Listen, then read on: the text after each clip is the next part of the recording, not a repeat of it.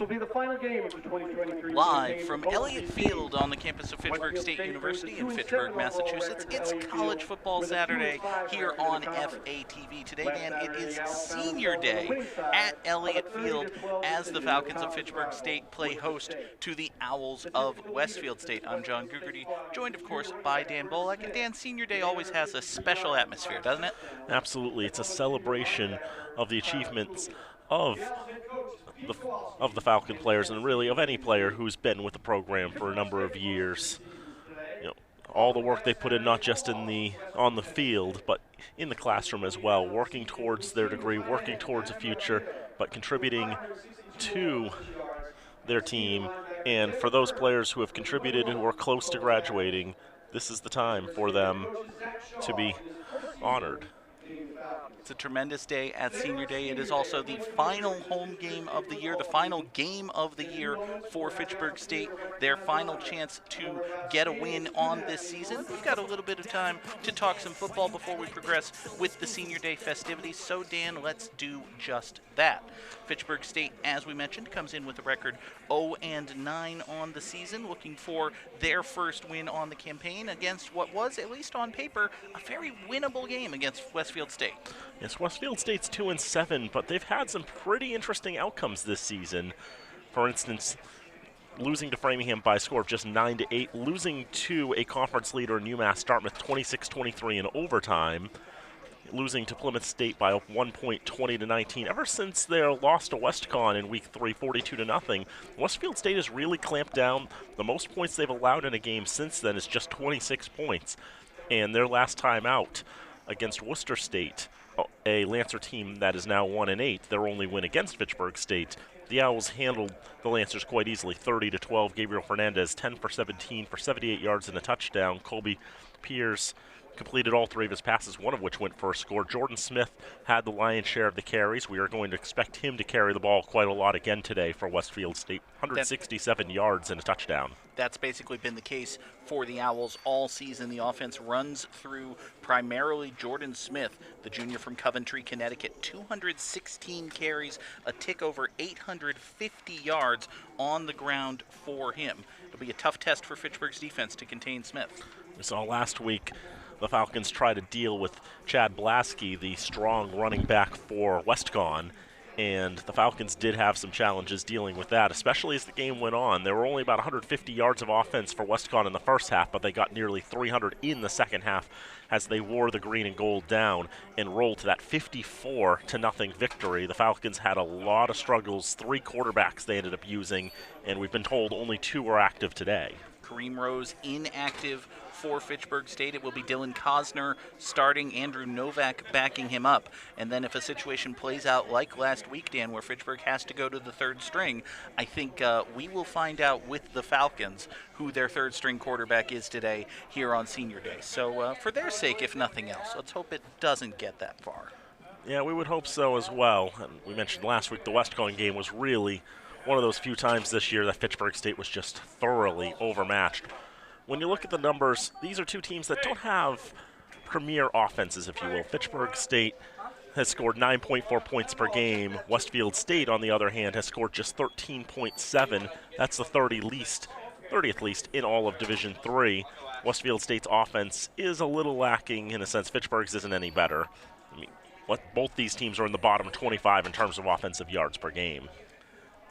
Profiles as a potential defensive struggle. I will say the weather is pretty nice, all things considered. It's cold, it's a little bit windy, which might impact the passing and kicking game, but there is no precipitation, not a cloud in the sky. Makes it a little bit hard for the broadcasters who have the sun pointed right in their face, but hey, you know, the fans are out.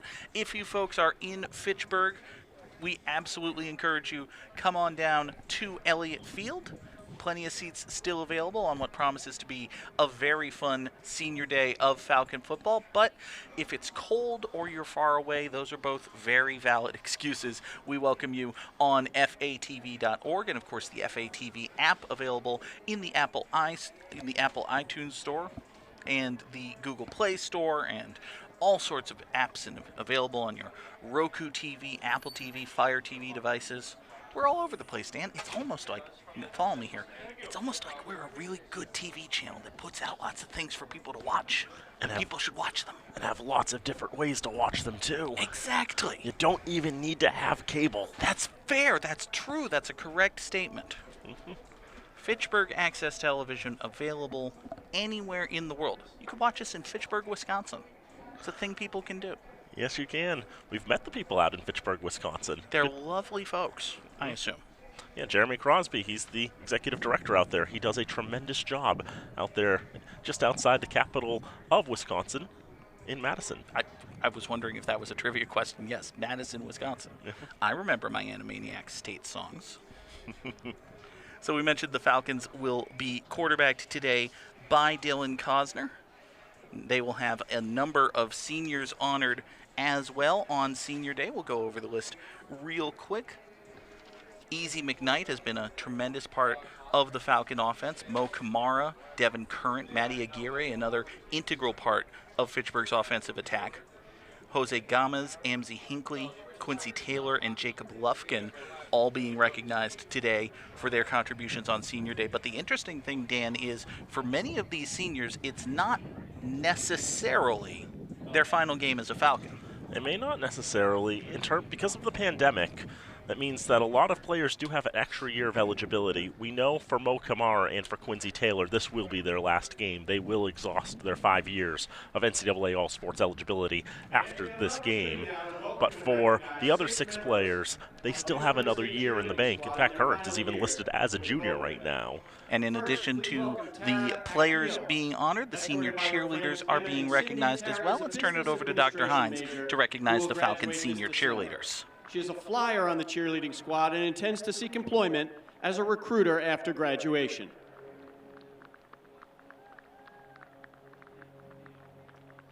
Michaela Littman is escorted by her father, Adam. Michaela is a second-year member of the cheerleading squad, whose position is a side base. After completing her nursing degree, her goal is to become a pediatric nurse.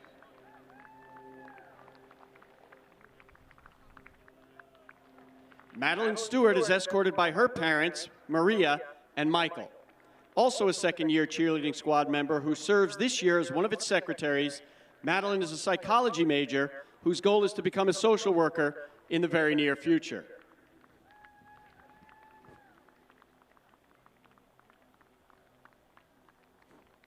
Samia Perez is escorted by her parents, Diana and Pedro. A 4-year member of the cheerleading squad, she is also a 2-year secretary and is a base on the team. Upon completing her biology degree, her goal is to become a biotech lab researcher. Ava Wiswall is escorted by her mother, Carrie, and her grandmother, Carol. A second-year member of the team and a base and an elementary education major, Ava's goal is to become a full-time teacher after graduation.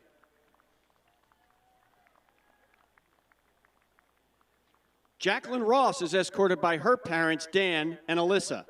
A 4-year member of the team, including time as its treasurer and president, Jacqueline is a base for the squad. A nursing major, Jacqueline's goals include graduate school and studying to become a nurse practitioner. Fans, those are the seniors of the Fitchburg State University cheerleading squad.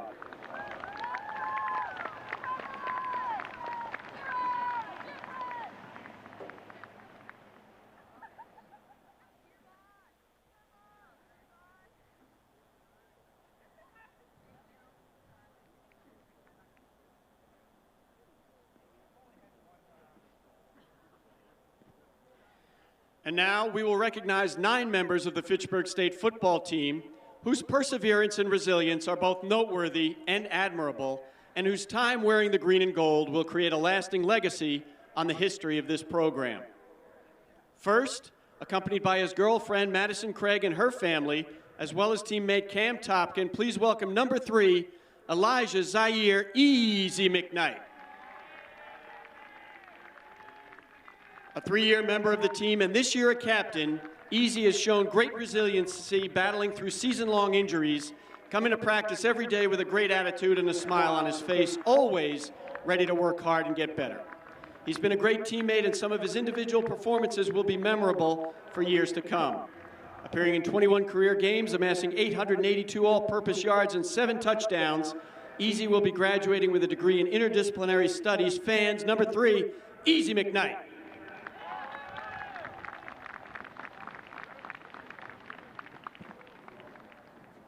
Accompanied by assistant coach and former teammate Julian Ortiz, welcome number 13, Mohamed Mo Kamara.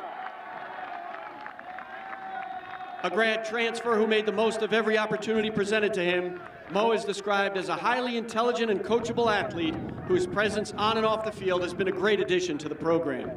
Regardless of the activity, practice, meetings, or lift, he shows up with a positive attitude and is ready to work as hard as possible. On the current season, Mo has collected 50 tackles, 1.5 sacks, a forced fumble, and a blocked kick. He'll be graduating with a degree in marketing. Fans, number 13, Mo Kamara.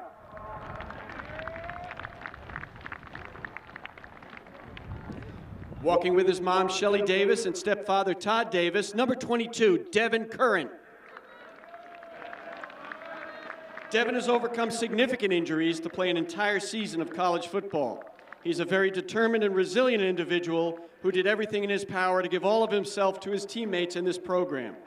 As a 3-year safety for the team, Devin posted 55 tackles, a sack, and a fumble recovery. Devin will be graduating with a degree in engineering technology. Fans, number 22, Devin Curran.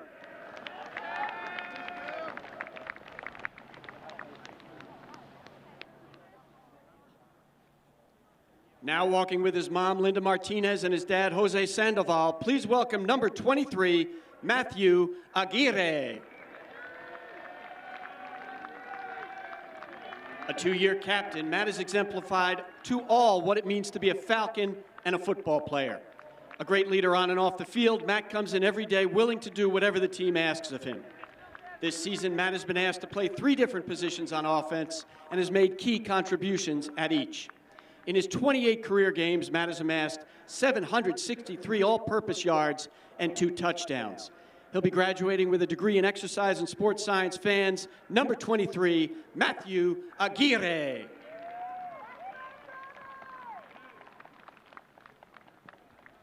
Accompanied by his girlfriend, Alyssa Corral, and her mother, Erica Corral, please welcome number 69, Jose Gamez. Jose embodied the attributes of restlessness and discipline to be a part of this team. A player who was always there for his teammates and friends with a personality and effort that spoke to who he is on and off the field. Jose has been a 2-year member of the program and will be graduating with a degree in criminal justice. Fans, this is number 69, Jose Gamez.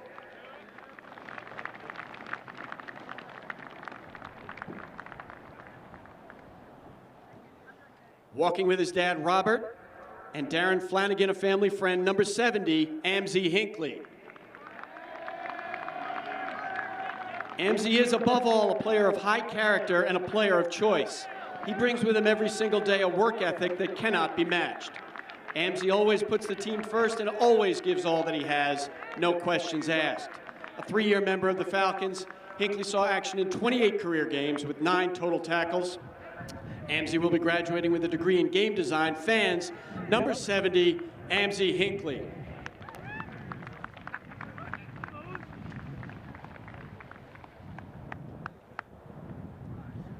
And now, accompanied by his mom, Crystal, sister Tatiana, nephew Jaden, niece Maddie, and dad Clarence, number 88, Quincy Taylor.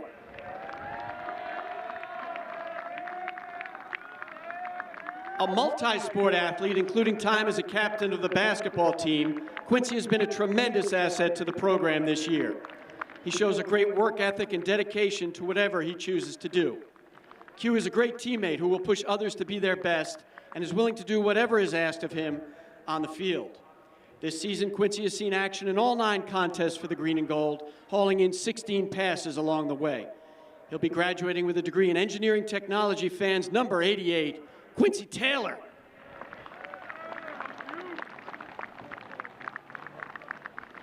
Accompanied by his mom, Leslie, number 89, Jacob Lufkin. A great, hard-working, and selfless player that will do anything a coach asks for, Jacob jumped all over his opportunity to get on the field and never looked back. His unlimited effort and attitude will, without a doubt, contribute to his success in life. As a 3-year member of the program, appearing in 22 career games, Jacob split time between the offensive line and the tight end position. He will graduate with a degree in Business Administration. Fans number 89, Jacob Lufkin.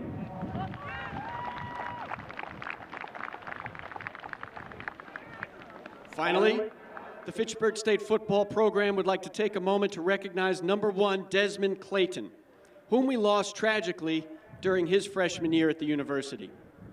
Des is remembered as being a great teammate and an even better person, and we want to remember and honor Des today, as this would have been his senior year and final game for these Fitchburg State Falcons.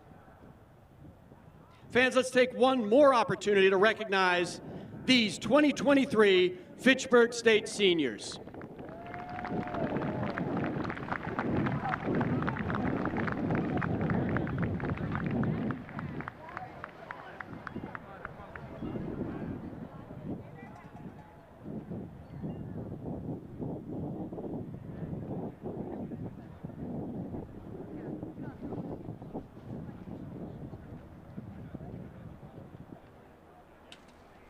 As the seniors gather at midfield for their picture, we welcome you back to our coverage of Senior Day here at Elliott Field on FATV. I'm John Gogarty, joined, of course, by Dan Bolak. And Dan, as Dr. Hines was reading the bios on all of the seniors, you kept hearing the words determination, perseverance, resilience. Those have been key themes for the Falcons through what has been, both on and off the field, a very challenging collegiate experience for these players. Yes, and to make it a senior day, you have to persevere. You have to get through all of these challenges, especially for a team like Fitchburg State, who since the pandemic have not the nicest of records. You could say that. It is, in the 3 full seasons coming into today, since the pandemic year of 2020, Fitchburg State has won 1 football game. That is a true statement, and there are very few ways to sugarcoat that. It's been a very difficult time for the program, and these players especially have seen it go through a lot of changes in the 3 years since the pandemic. Things change, coaches change, so many things have changed over the years, but these are players who have stuck with it and have made their way through, and today we honor them for all the contributions they've made to the program and all that they've given us. Tremendous honor always on Senior Day, and always when it's the last home game of the season, you want to see these players go out with a victory. But again, standing in their way will be those gentlemen in white, the Owls of Westfield State. They come in, as we said, record 2-7 on the season, 2-5 in the MASCAC. Winners in their last game against Worcester State, a 30-18 contest last Saturday. Before that, the Owls had lost 3 in a row. The third of which to Plymouth State on a Hail Mary, the second time in 3 years that Westfield State had lost on a Hail Mary. And for this Westfield State team, they are going to be playing the Falcons for the 38th time in football. 27-10 all time, Westfield leads the series. They've also won the last 5 meetings. Got to go back to 2016 to find the last time that Fitchburg State was able to find a victory over Westfield.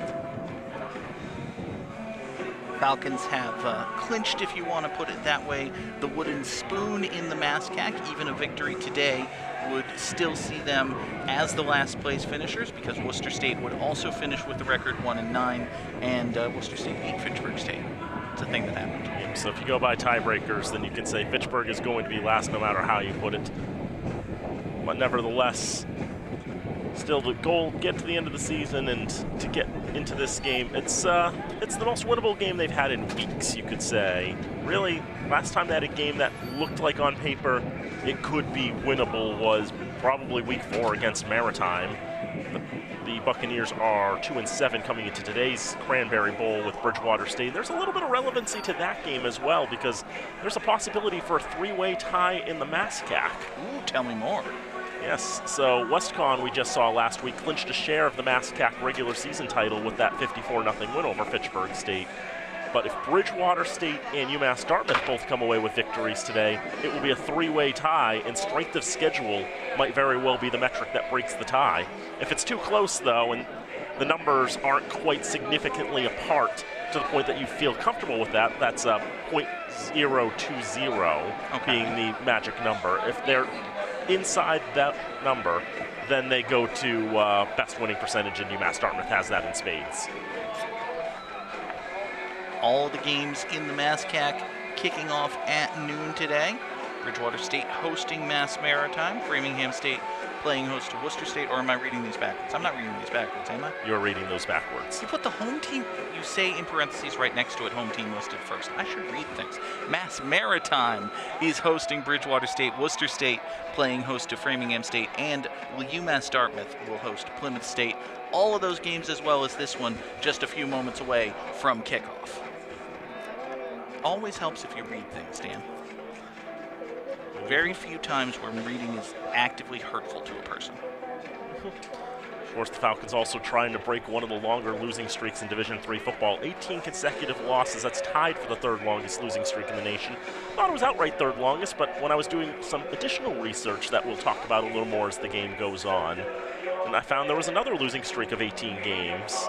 And so Albright and Lawrence are the other two schools that have longer losing streaks. 26 games for Albright, 21 for Lawrence, 18 for Manchester University of Indiana. And as for Manchester, they're playing Anderson of Indiana. And that's an interesting game out there because that's the only 0-9 versus 0-9 game on the slate today. There must be a winner in that one. There must also be a winner in this one. But one of those teams is going to walk away 1-9. At least in that matchup out in Indiana, determine who wins the wooden spoon in the Heartland. Captains are heading to midfield for the coin toss. Captains for the Falcons from left to right look to be Cam Minette, Matty Aguirre, and Easy McKnight, three seniors dressing for the coin toss for the Falcons. Only Minette and Aguirre are dressed for football, however. They still don't let you play in sweatpants. I don't like that very much. Tell you, Jordan Smith, one of the captains there for Westfield State. Greg Kamar is our referee. He's flipped the coin. Owls have won and deferred. So we will see the Falcon offense get the ball for the first time. They'll start with possession here. Fitchburg in the green jerseys, white pants. Westfield State in the all-white jersey and pants with the blue helmet and numbers. It's an attractive-looking football game, Dan. It should be a good one. It's all-looking game. Everybody believing in the white pants for the final game. Well, it's getting on winter. It's seasonally appropriate, right? Although I suppose it is after Labor Day, so maybe white pants was a poor choice, but I digress. We will step aside for the national anthem and then bring you all the action from Senior Day here from Elliott Field. It's College Football Saturday on FATV.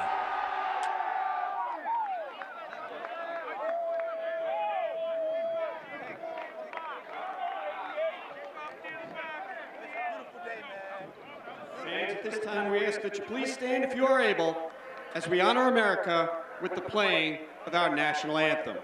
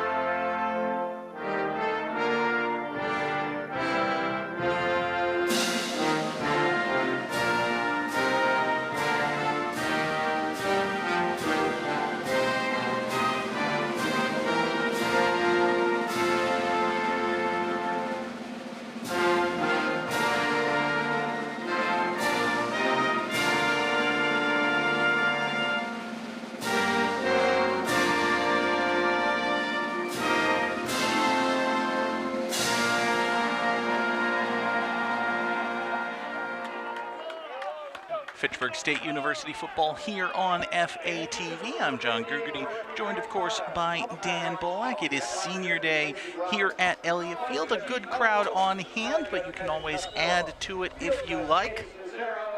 Plenty of folks have made the trip from Westfield as well. I see a fair bit of blue in the stands. I'm also wearing blue because I'm an idiot and don't research what the team's colors are when I choose my wardrobe for the day. But, you know, it's fine. It shows impartiality, right? My shirt's green and blue. We'll go with that. Try to cover your bases all the best you can. I've got a green shirt, but a black coat that nobody can see the green shirt over. Well, it is cold. It's true.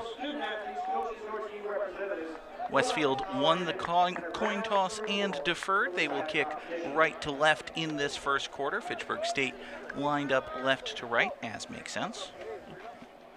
Expect Christian Julian, the senior, to kick off. His kickoffs average about 53.7 yards on the campaign. He will boot it away from his own 35-yard line.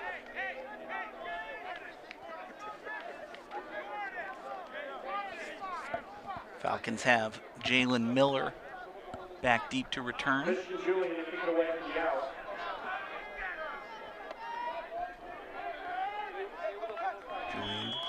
gets the whistle.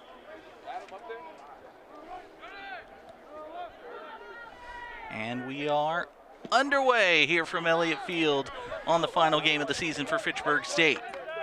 Miller takes it in at about the 11-yard line. Good blocking for him. He's out across the 30 before being brought down. We'll see the Fitchburg State offense come out with decent field position, and there is a Falcon down.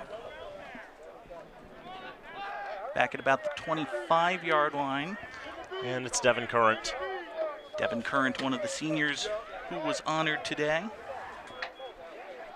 Hate to see anyone go down at any time. There's also another Falcon down on the near side. That's Miller, who had the return. Jalen Miller is up, but he's favoring his right leg. It's just Miller's second kick return of the season. The first one went for no yards. This one goes for a little farther. I think it was just the probably getting a ball as an up man was his one other kick return, but this time they actually asked him to go all the way back. He was able to take it for a number of yards. But the Falcons definitely coming out worse for wear, and this is a team that has been challenged by injuries as well this year. It's not a very large roster if you're not familiar with Fitchburg State. Less than 60 players on the team this year. Head coach Zach Shaw calling for a couple of other players to help Devin Current up and off the field.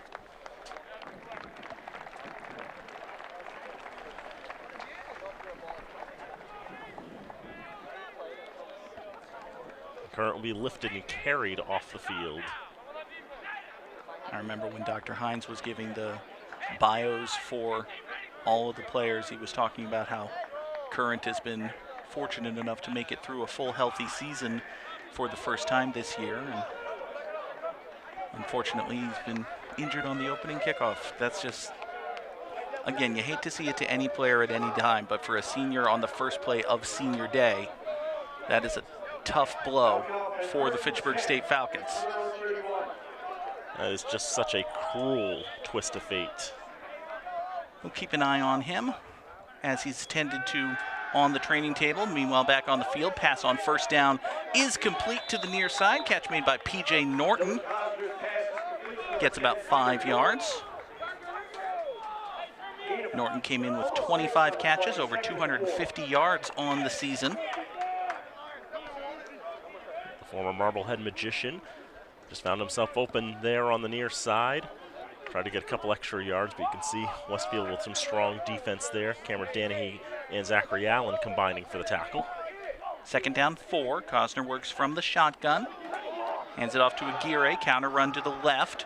And he's swarmed in the backfield. First man there for the Owls was Blake Simpson, the junior from Bellingham. Far from the only one. It's a parliament of Owls, right, Dan? We'll go with that. I noticed that Simpson, who had been historically a running back, only had 1 carry this year, but I get a better understanding why he only has 1 carry, because he's being asked to do more on the defensive side of the ball. 7 tackles coming today, the junior from Bellingham. Add another to his account. No gain on the second down run, makes it 3rd and a long 5. Cosner steps up in the pocket, got a man wide open, but he overthrew Brandon Cohen. Cohen had gotten 2 or 3 steps behind the last Owl defender. Cosner saw that, might have gotten a little aggressive. Overthrew Cohen, and Fitchburg will send out the punting unit. Just a matter of getting too much under. Just too much on that football. If Cohen had gotten that one, perhaps he would have been able to take it the rest of the way. Ryan McDonald will kick it away for the Falcons. Christian Julian set back deep to return. And yes, indeed, that is a kicker and kick returner. Same guy.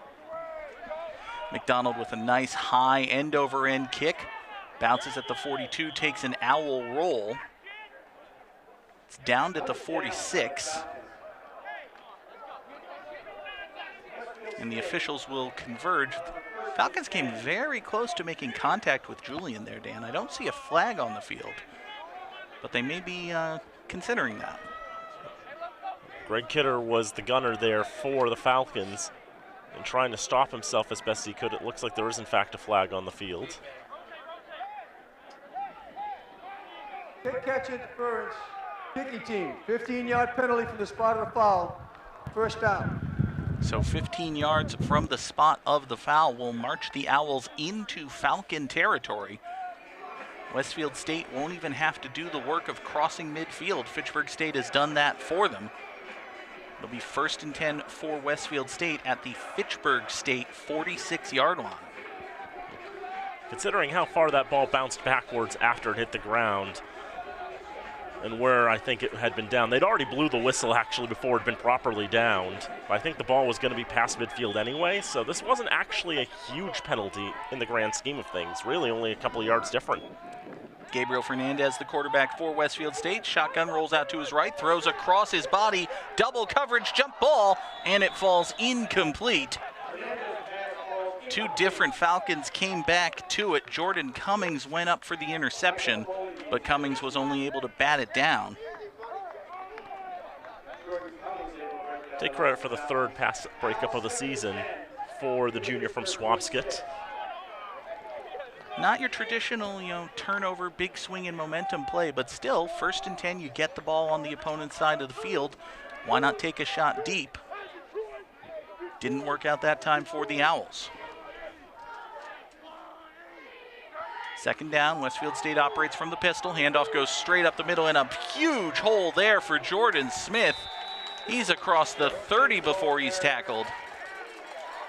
Big gain and a 1st down for Jordan Smith. Again, the junior from Coventry, Connecticut, has been basically the entire rushing offense for Westfield State this season. Came in with over 850 yards on the ground. Give him a bunch more there.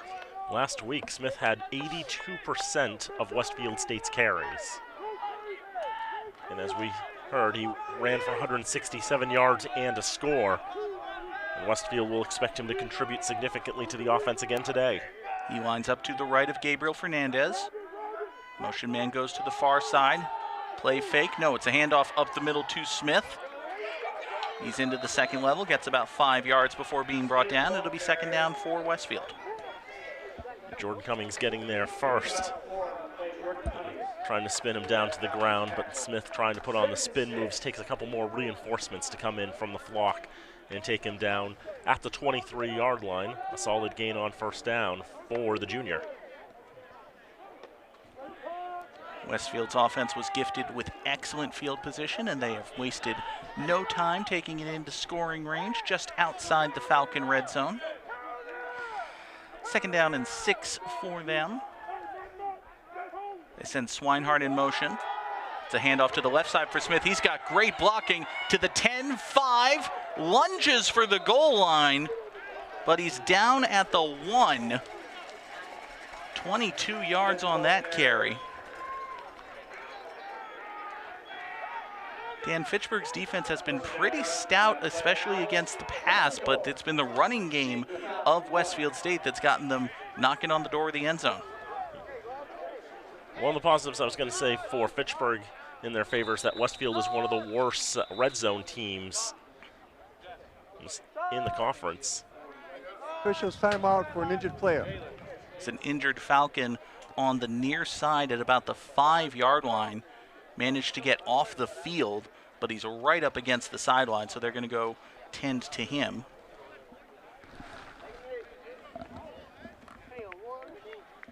We'll hold back on identification at this moment.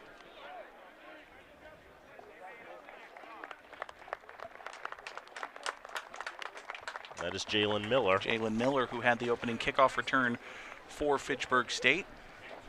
Saw him a little hobbled after that kickoff return. Was able to get back on the field on defense, but he is once again favoring his right leg. Yeah, I was mentioning that red zone stat, but it's only going to account for, well, all 20 yards of the red zone. When a red zone opportunity starts 1 yard from goal, one would hope for Westfield State's sake that their conversion percentage is a lot higher. First down handoff straight up the gut. Wrapped up initially, but the second effort gets him in. Touchdown, Jordan Smith. A 1-yard carry puts Westfield State on top. Held up at the line, but just able to lean forward, and that's enough to topple him over the goal line and get him his 6th rushing touchdown of the season. The Owls brought Dylan Zerblis in as an extra blocker, get some more beef in the backfield. It was Smith's second effort who got him the score.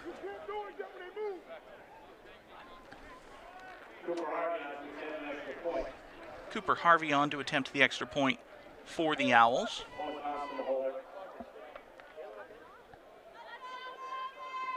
Good snap, hold is down, extra point is up and through. So a little bit over 4 minutes gone in this first quarter. Westfield State, Dan, enjoys a 7-0 lead already.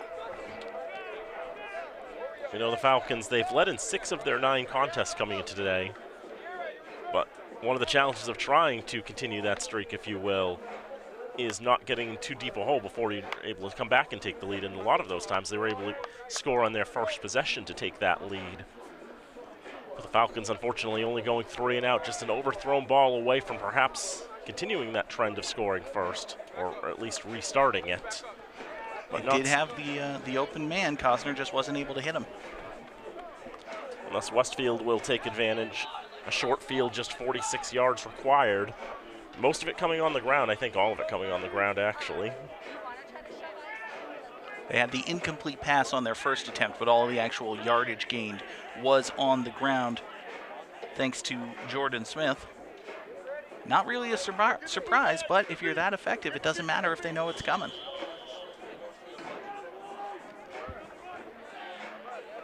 Christian Julian will kick it away, left-footed kicker. Boots it off. This time to the far side. Aguirre will take it in at about the 10. Comes up the middle, looks for blocks, doesn't really find anything. And he's down at the 26-yard line, which is where Fitchburg State's offense will take over. But while we have a moment between possessions, we want to thank the underwriters who make this and all remote productions possible here on FATV. Fitchburg Access Television's remote productions for the 2023 sports season are brought to you in part by Rollstone Bank and Trust, Acme Carpet One, Lemonster Credit Union, The Sentinel Enterprise, and Minuteman Press. Our thanks to them for their support, and if you would like to support FATV, you can go to fatv.org. First down, play action pass over the middle is dropped. Dylan Cosner picked the absolute worst place to hit Brandon Cohen, Dan, right in the hands. At least in one of the hands. Looked like that was going to be a bit of a challenging one for Cohen to haul in. Looked like he got one hand up. I guess maybe the other one was there as well, but just too hot to handle for Cohen, and it goes right to the turf. Did have some velocity on it, not the easiest catch in the world, but I'm sure it's one Cohen thinks he should have made. Now second down and 10 for Fitchburg State. They'll go play action pass to the far side. That's complete to the tight end, Jacob Lufkin, converted offensive lineman being honored here on senior day. Gets himself a 5-yard catch and run. He's got his first career catch as well for that. We saw him have an opportunity last week that went through his hands. This time he's able to secure the ball, get upfield, and try to make it a manageable distance on third down. You got about 5 all things considered. Empty backfield for Fitchburg State on 3rd and 5. If nothing else, they'd want to give their defense a little bit of time to catch their breath. Pass to the near side is caught. So here Gomez gets out of a tackle. He's spun down around the 40-yard line. Falcons sideline wants a horse collar tackle. I don't think they're going to get it. But it is a Fitchburg first down. One thing to note about Westfield's defense this year, they concede about 380 yards a game, and that's worst in the conference. Simpson spun him down. Not sure if he got the nameplate or not, but nevertheless, gets the tackle, and it's a first down for the Falcons. First down of the day for Fitchburg State. They'll try to get another one here. Pass to the far side is caught, but dragged down behind the line of scrimmage is Matty Aguirre. Tried to set up the smoke screen to the far side, but Westfield had it sniffed out. Aguirre will head to the sideline. Jacob Lufkin will check back in. It'll be 2nd down and 12 after the loss of a couple.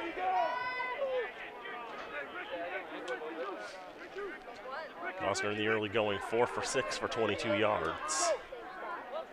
Trying to improve on his 13 of 40 coming in today.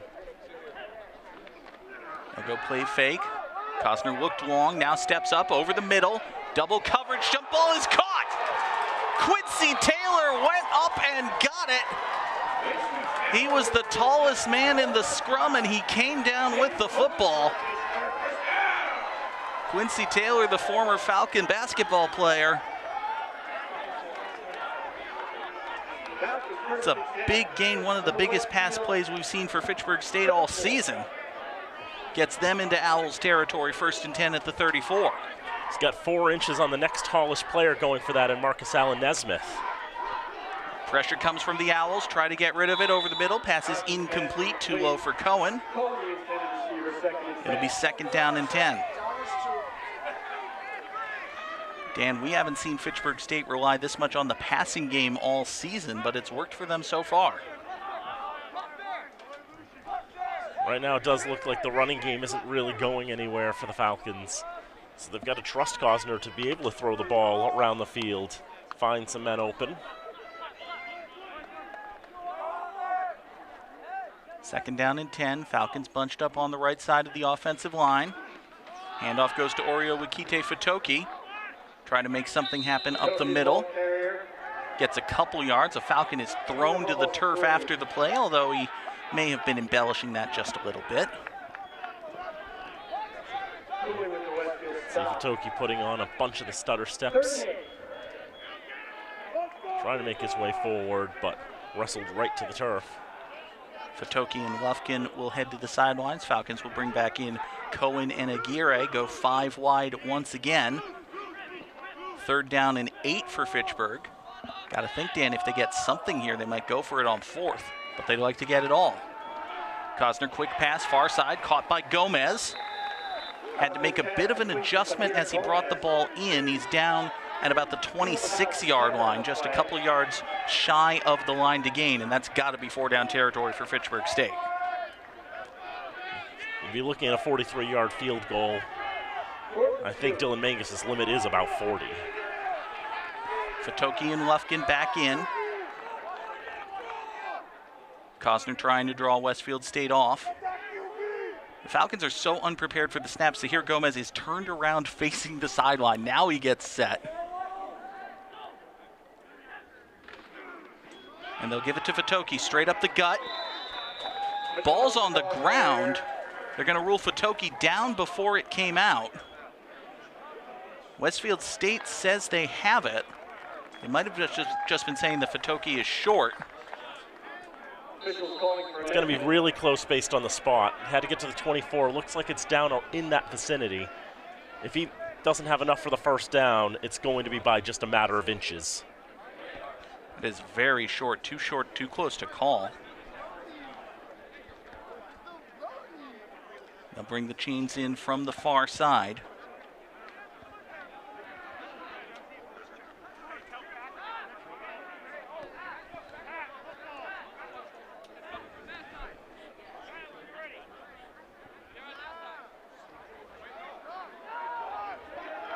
And it is a first down.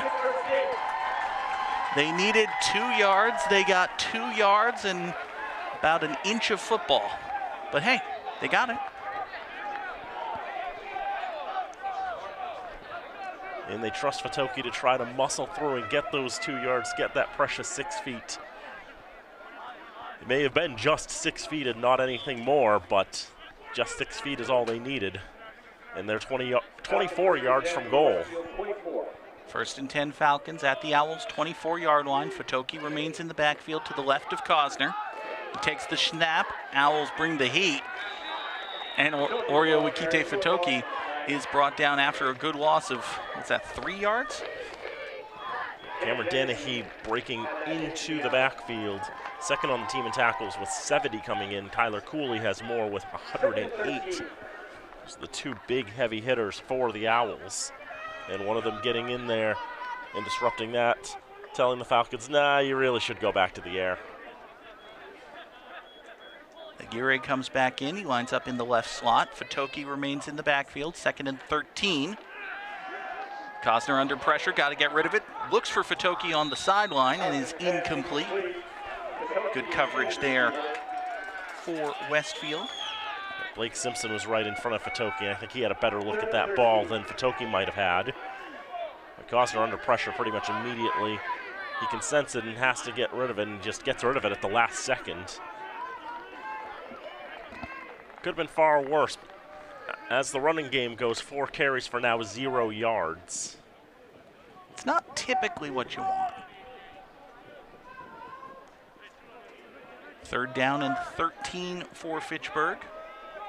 Again, you would think this is 4-down territory.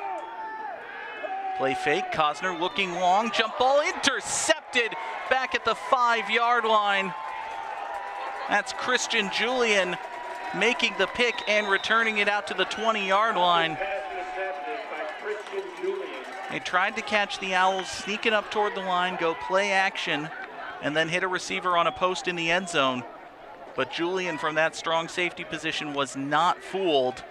He leaped up and made the pick. You can also see the strength that Julian brought to one of the Falcons. Had him by the shirt. They were looking for Taylor, but Julian jumps right in front of it. You can see Norden grabbing him. And there's a point you can see Julian drags Norden for a few yards before Christopher Emsley is able to make the tackle.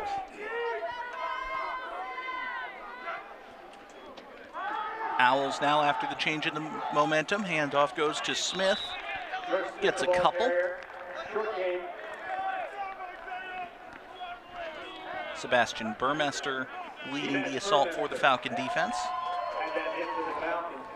Big roar from the crowd here at Elliott Field as Sebastian Burmester is announced as the tackler.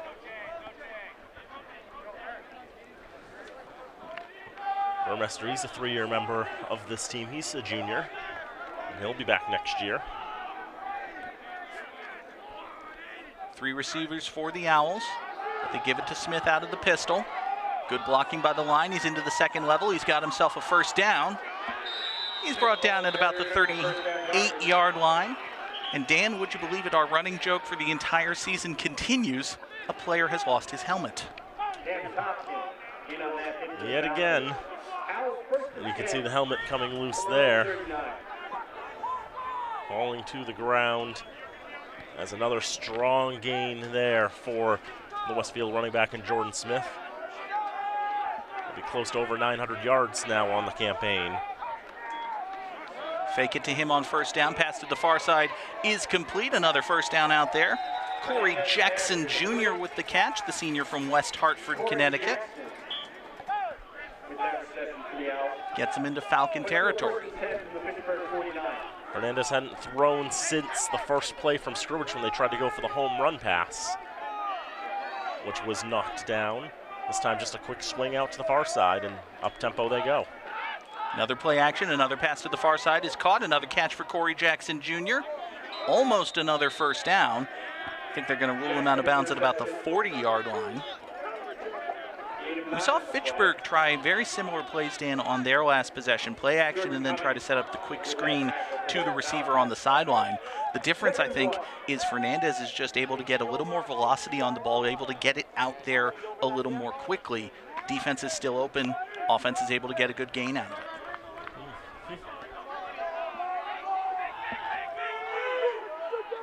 Second down and a yard. Owls looking for their second score on their second possession. Smith running laterally in the backfield, finally turns upfield. He's got a first down and more. Still on his feet, cuts back to the 10, 5, touchdown Westfield State. Jordan Smith with a 40-yard touchdown run, his second score of the game. As he ran parallel to the 40-yard line, you probably would never have thought he was going to make his way into the end zone from there. He was running backwards and then laterally, which are two things you're not supposed to do more often than not. Just look at how many times he changes direction on this run. Like he's navigating a road course. And he's hitting all the apexes. And by the time they finally tackle him, it's as he's gotten the 40th yard.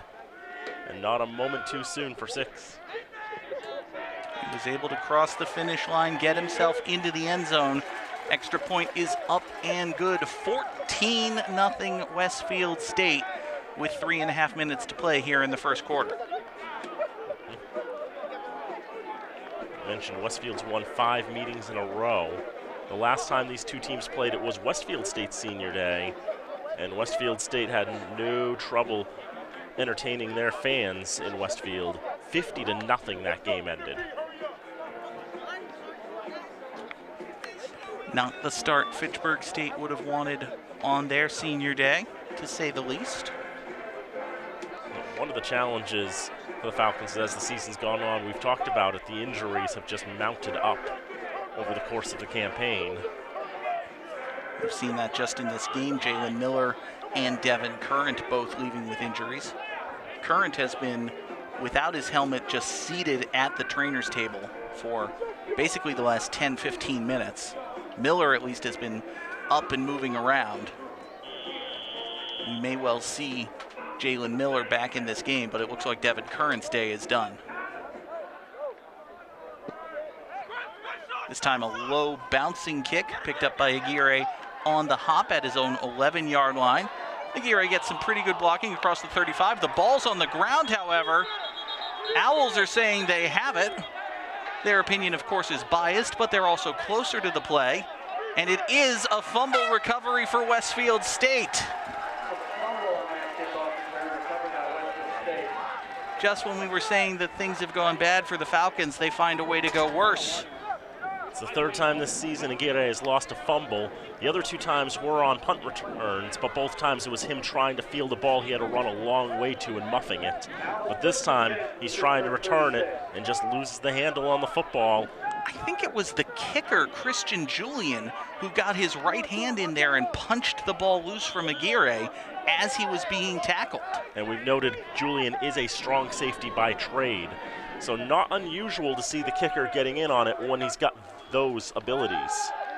First and 10 from the Falcon 36. Fernandez under pressure, rolls to his right, pass over the middle is caught, hung on to after a big hit by Michael Foley. And it's actually the Falcon who delivered the hit who is down. Foley was able to hang on after he made the catch. It's Jan Valls who's down now for the Falcons.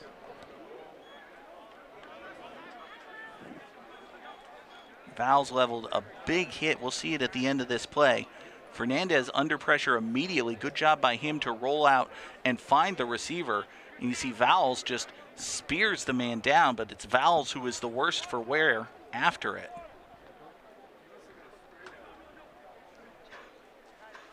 Training staff is checking on him on the far side of the field, just inside the 20-yard line. Obviously, anything with that area of the body, you don't know if it's the head, the neck, the shoulder, but you want to be very careful. They're checking more with the arm there. Valls, he's the shortest player on the team, 5 feet 5 inches tall, 140 pounds. Graduate of Worcester Tech. One of 3 on this roster. We'll take one more look right after the catch is made. See, Valls lowers his right shoulder, and it looks like it is the shoulder that made the contact. He's now up and walking off the field under his own power. Always like to see that. But again, Dan, we've talked about it plenty of times, and it keeps rearing its head. Injuries, one after another for Fitchburg State. Already down by 2 scores. Westfield already deep in their own territory. And now Jan Valls goes down. One of the challenges with injuries is guys who might have been your third stringers at the beginning of the season get pressed into starting roles. Possibly when they're not exactly ready for it either, because it's next man up mentality, and they are at that point the next man up. Owls 1st and 10 from the Falcon 19. Clean pocket, wide open into the end zone, incomplete. Pass was just a little bit out of the reach of Owen Thompson. They were working on the right side of that defense, trying to pick on the hole left by Jan Valls. Thompson had beaten his defender and was open in the end zone. Fernandez's pass was just a little bit too long. And it'll be 2nd down for Westfield.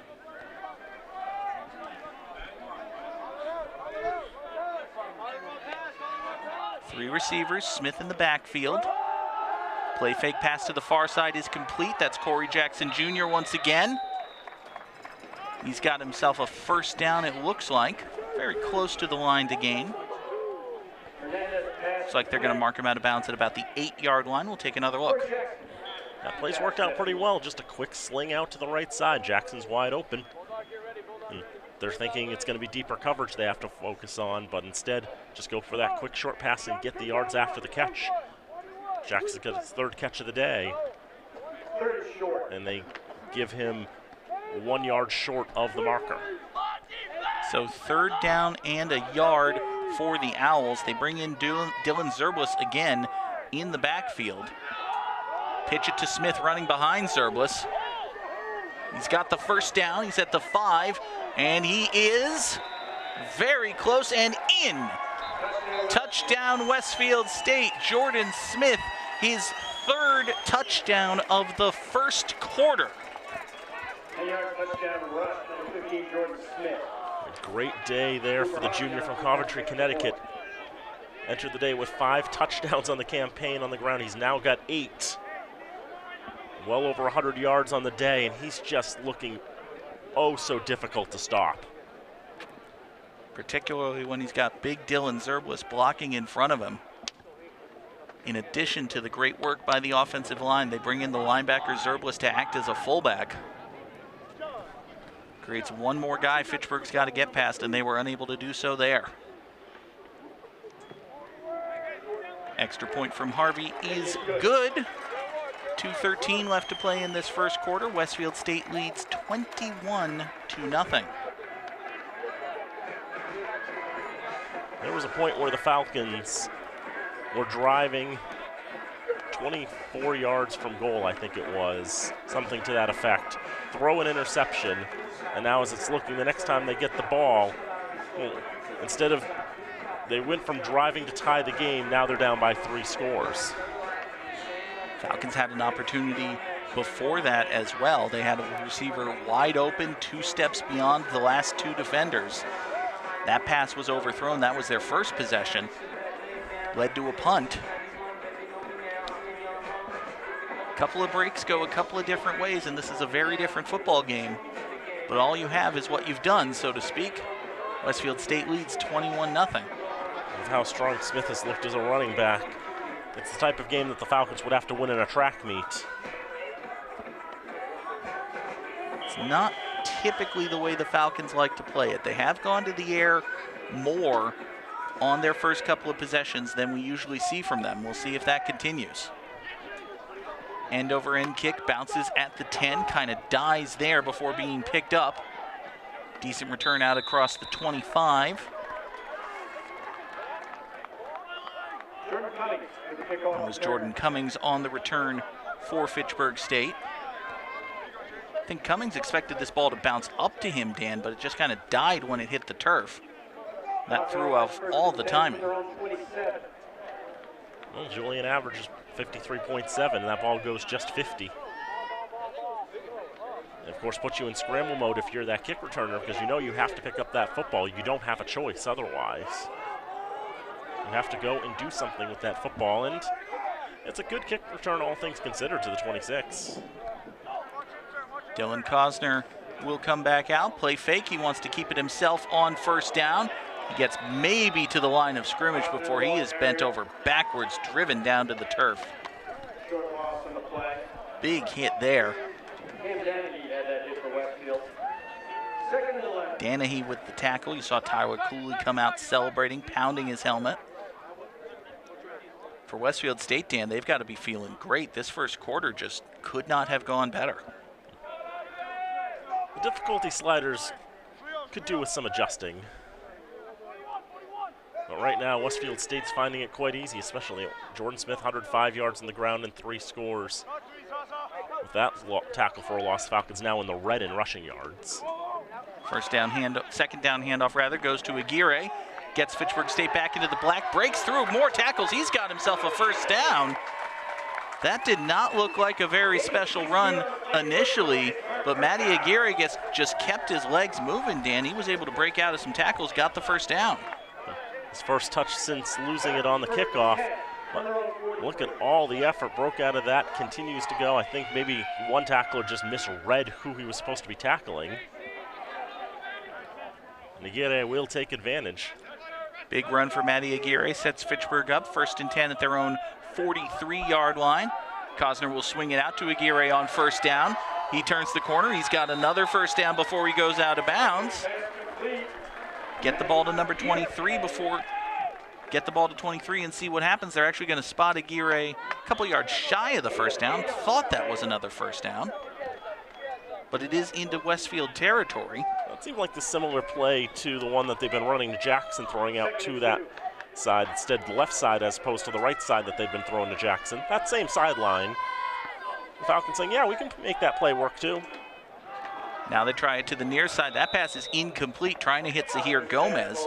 Pass was a little bit further upfield than Gomez expected it to be. That was closer to Christian Julian than it was to Zahir Gomez. And considering where Julian was, I think even if Gomez makes that catch, I think Julian buries him for a loss. So I think that's for the best that it ends up going in between them, as opposed to the alternative closer downfield or closer upfield. Still after the incompletion, it's 3rd down and 2. Falcons probably have 2 whacks at it. I'd like to think they'd go for it if they need to, but they won't need to. It's a handoff to Aguirre up the middle. He gets himself 3 yards, stop the clock, move the chains. That'll be the final play of the first quarter, but Fitchburg State's offense is on the move. They'll pick it up, move it 8 whole yards to the other side of the midfield stripe, and that's where we'll start quarter number 2.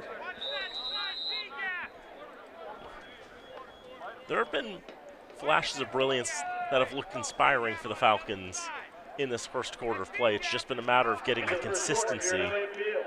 It's actually surprising, Dan, if you look at the play on the field, Fitchburg's offense probably looks, especially if you're just looking at first quarters, this has probably been the most potent Fitchburg State's offense has looked in a first quarter here at Elliott Field this season. At the same time, I think this is also the worst scoreline, the worst the scoreline has been at the end of a first quarter. Not as bad as last week. I think, didn't they get to 28 first? Maybe. It's entirely possible. Whenever the team loses by more than 50, I try to extricate it from my memory as quickly as possible. We've seen too much of that this year. We've seen too much of that for a lifetime, but yes. Regardless, Fitchburg State's offense will have the ball as they get ready to start quarter number 2. And Dan, really, if the Falcons want to get back in this game, have a chance of the comeback victory, I'm not saying they have to score because it's only the start of the second quarter, but it kind of feels like they have to score. It'll definitely be encouraging if they can score. But the biggest issue that they've got is they've got to find a way to stop Jordan Smith. That is a problem for future them, as in next possession them. Take us into quarter number 2, Dan. 80 yards of offense already for the Falcons. Throw right side. And falling down trying to make that catch is P.J. Norden. He'll have that at the 41-yard line. Norton went down to the turf, picked that one up. But it was a good catch. Good job by him. Add to the account there, 5-yard gain. Zachary Allen was the closest Owl. Nobody getting a tackle there as Aguirre is able to break through the line into the second level, past the 35-yard line, and another first down. Matty Aguirre in the open field. He's another one of the seniors who have been honored today. Dr. Hines noted that Aguirre has played a number of positions for Fitchburg State. He's been a receiver, a tight end, a running back. But if you get the ball in his hands, good things usually happen. He's been a kick returner. He's also been a defensive back, not necessarily this season, but they've had to ask him to play just about everywhere. Another one of those dynamic players as he tries to go into the line. He gets back to the 30 and no further than that. Too many white shirts in the way. I think it was Butter Ferreira who made the initial hit.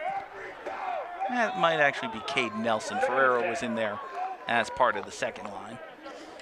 Nelson, a Central Mass kid. He's from Shrewsbury.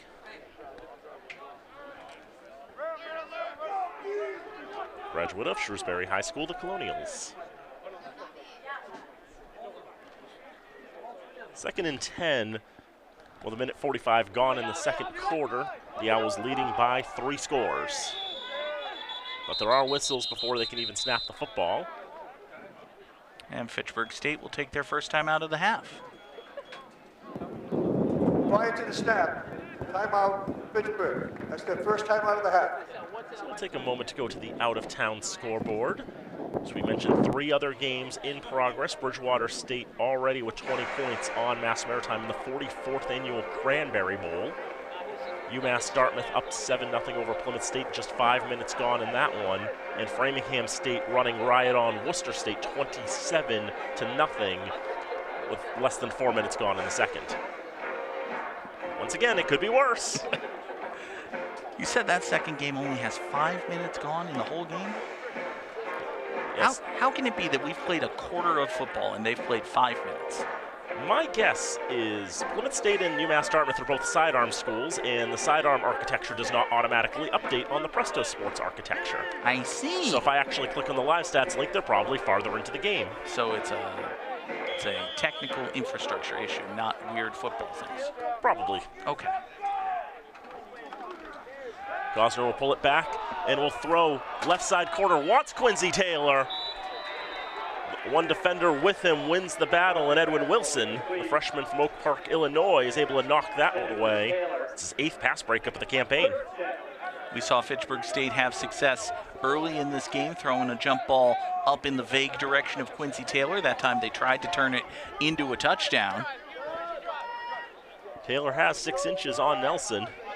He's able to leap up just enough. Taylor might have also been grabbing on Nelson, and I think he wanted a flag for OPI for that, not given.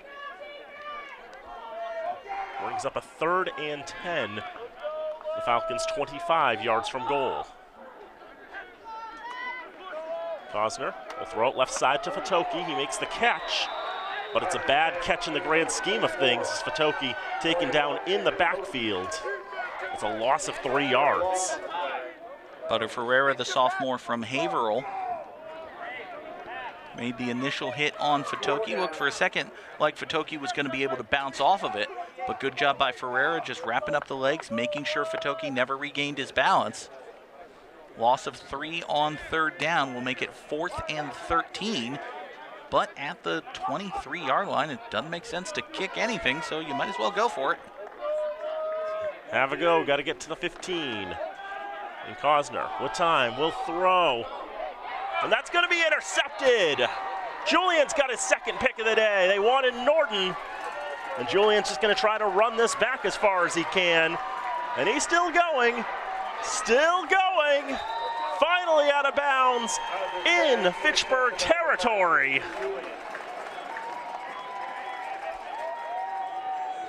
That's a big, big return there by Christian Julian. The Falcons wanted it all again, and Julian was able to read the route properly and pull in that ball. Oftentimes, Dan, you hear defensive coaches say 4th down, knock it down. I think if you asked a Westfield State coach, they probably would have preferred to see Julian swat this ball down rather than make the pick, take it into his end zone, and then try to return it. But he is a kick returner in addition to a safety. He was able to find a lane, make a big return just inside Falcon territory. Now Fernandez wants to go for the long ball on 1st down. Doesn't really have a target there. He wanted Jackson downfield, but Miami Polanco was closer to that ball, and even then he was still a few yards away from it.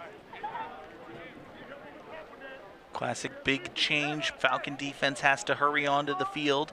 Offense tries to catch them a little bit unprepared with the big strike. Fitchburg's DBs did a good job staying with their assignments, though. Forced the incomplete pass. This is already the 3rd time today that Westfield has started a drive in Fitchburg territory. 2nd and 10. 2 receivers on either side. It's going to be Smith with the carry. And look at that momentum carrying him past the 40-yard line. Not touched until he's finally tackled at the 36. Dan, it's almost like Westfield State is throwing on 1st down just because they know if it goes wrong, they can hand it to Smith on 2nd and he'll still get it. Well over 100 yards today is Jordan Smith. That was just his 9th carry. He's averaging 13.1 before the live stats refreshed, and 13 yards won't change that average very much at all. 118 on the day. 1st and 10 again. It's a throw out to the left side, and that's a misreading of the routes. But even if it wasn't, that ball was well overthrown out of bounds, was never going to be catchable. I think maybe that was an option route, and Foley decided to turn it upfield when Fernandez thought he was going to do the comeback. But as you said, Dan, even if it was a comeback, it would have been well over Foley's head. Hernandez is 4 for 8 for 48 yards. His counterpart, Dylan Cosner, 9 for 17 for 62 yards, which includes 2 completions to Christian Julian, which are what we call interceptions. Smith will have it on 2nd down. He'll be spun down by a host of Falcons. Cameron Talkin, the Falcons tackling leader, in on that with Burmester and Cummings. About a 5-yard gain on the far side. Why teams like this pistol look. You've got the quarterback a little bit further behind the line, insulated from the rush, but your running back is still able to get ahead of steam before he gets the touch. Turns into a decent little gain there. One thought I had looking at the stats from last week, Westfield had a very, very strong strategy, which was run in the direction opposite of where Cam Manette is. Manette only had 1 tackle all day. This is Polanco stepping up there at the 30-yard line to take down Smith. So he was trying to cut back and run parallel to the 30. Polanco puts a wrench in those plans.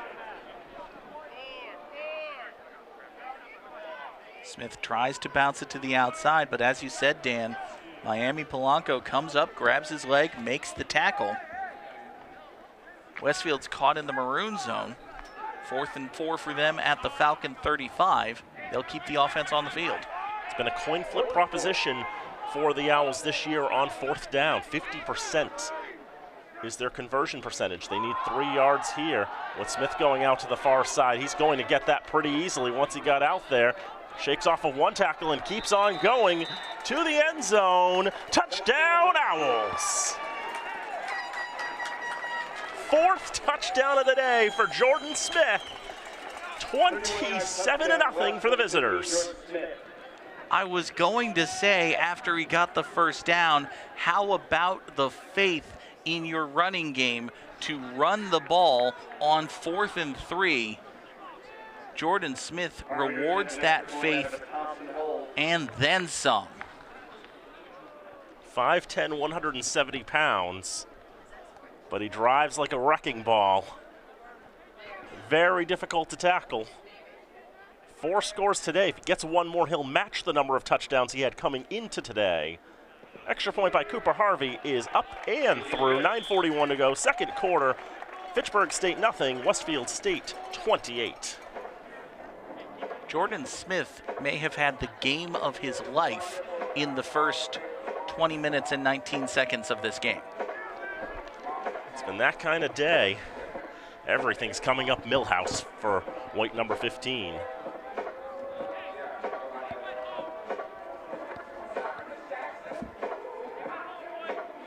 Well, we talked about a couple of teams that are winless coming in today.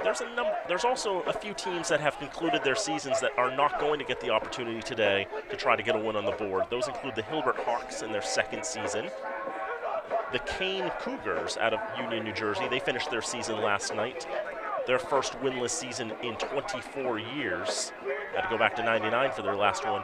And the Panthers of LaGrange from Georgia, their first winless season since their second varsity season in 07. They followed that up with a 9-2 mark, currently their best season in program history. I believe that's actually the all-time record for best season-to-season improvement, too. There's always something to aspire to. Matty Aguirre takes it at the 10-yard line. Brings it back up the middle where the blockers are. Continues going to the 30-yard line.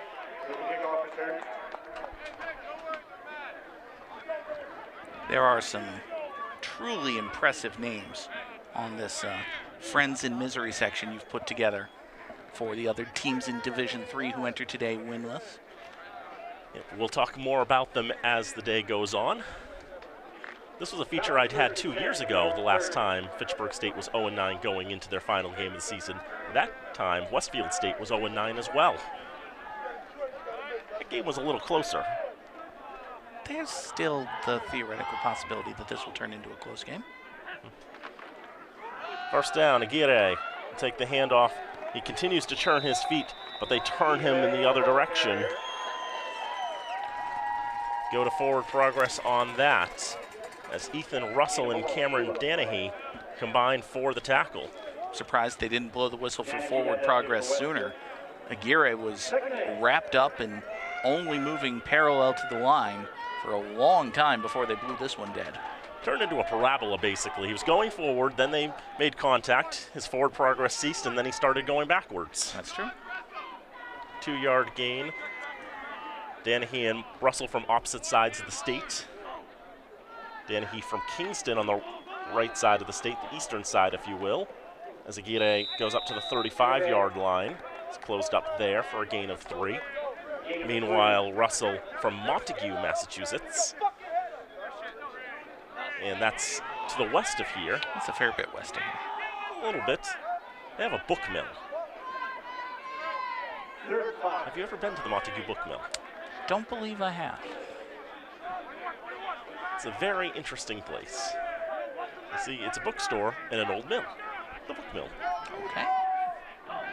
3rd and 5 now. Cosner with some time to throw. Gets a throw off. It is caught by Gomez. But about at the original line of scrimmage, he gains a yard, where he needed 4 more than that. Cosner took a big hit as he got rid of that ball. He is up and heading off the field under his own power, but very gingerly. See, he got hit from behind as he was throwing that ball. Gomez caught the ball a few yards shy of the line to gain and was then driven backward from there. Fitchburg State will kick it away. McDonald's second punt of the day. Lineman by trade. Averages about 35 yards a boot. Line drive, bouncer, roller. Past the 35, they'll let it go.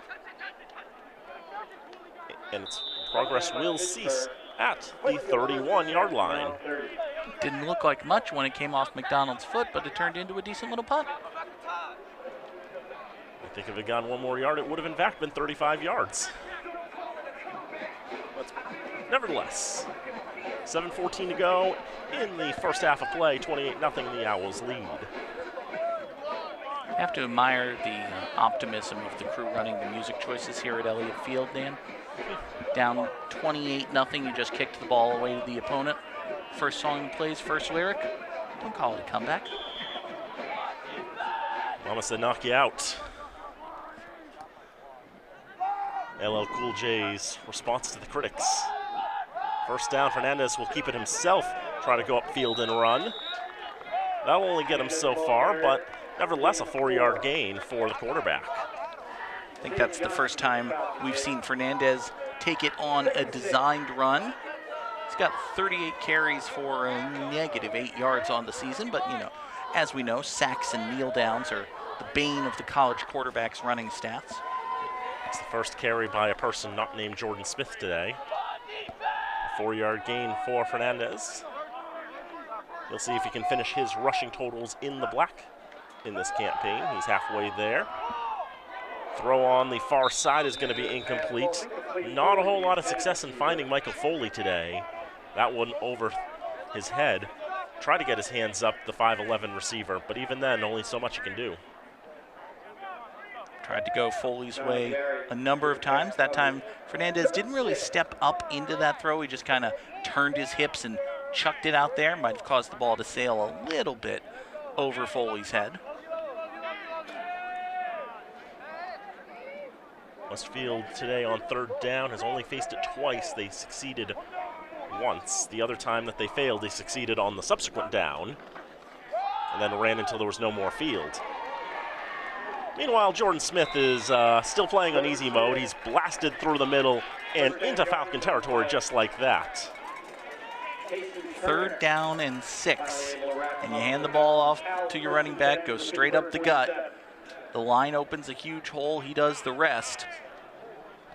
Get you across midfield into Falcon territory, give you another 1st down.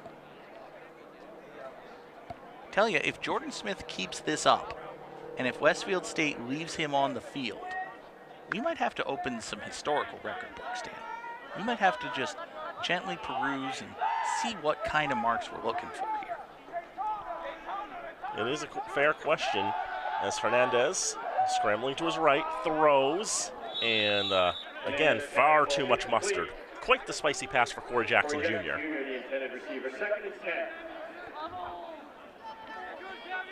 That's what you get for putting mustard on things.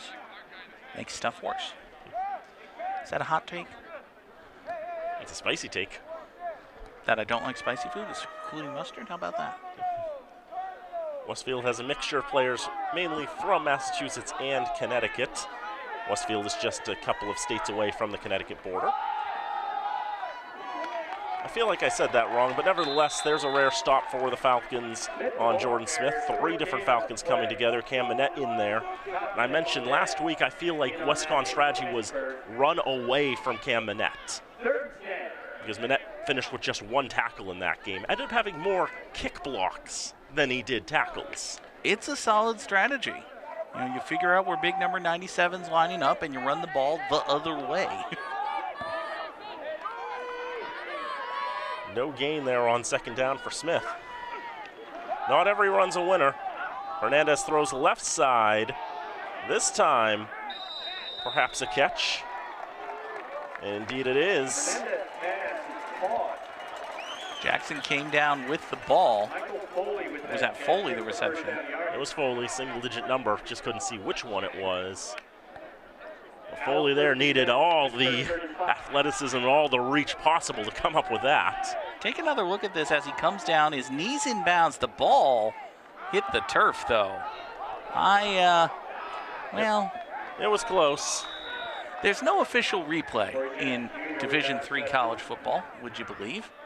If there was, that one probably would have wound up being an incomplete pass. Perhaps Jackson takes it to the near side and picks up 8 yards. Just another quick throw out. We've seen that play work out quite well, and even that one was a bit hot with how that pass came in. Jackson had to juggle it a little bit to corral possession of that football, but there were no Falcons in the immediate vicinity, so he had the time to do so.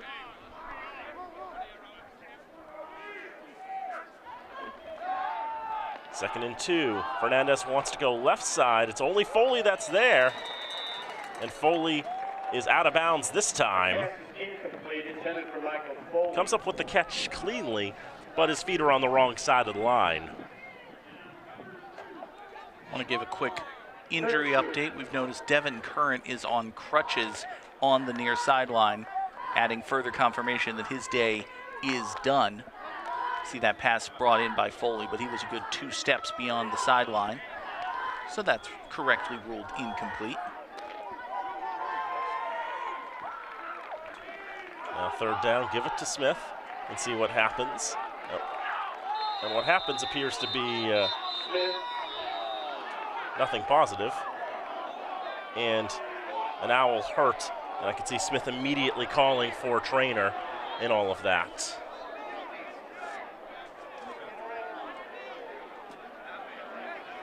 Sean Murray down. That was Murray. You saw he got hit and rolled over from behind on the right side.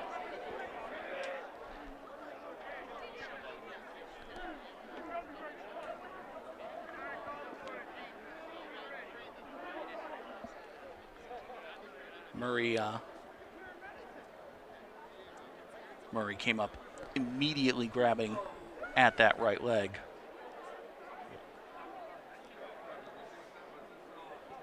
I didn't get a good look at it myself, and based on a reaction I saw from the press box who saw it for the first time, I think they've decided that's the last time they want to see it too. We were able to see it once on the replay, and I think we agree that was we're not going to be showing that one again. Needless to say, it is a bad hit to the right leg, and we certainly hope the best for him going forward. The way that Jordan Smith came up, he immediately started running to the sideline and signaling, "Get the trainer on now." Everybody knew that it was bad. There is an ambulance on site for every game here at Elliott Field. It is rare that it is needed, thankfully, but they'll bring out the stretcher and load him right into that.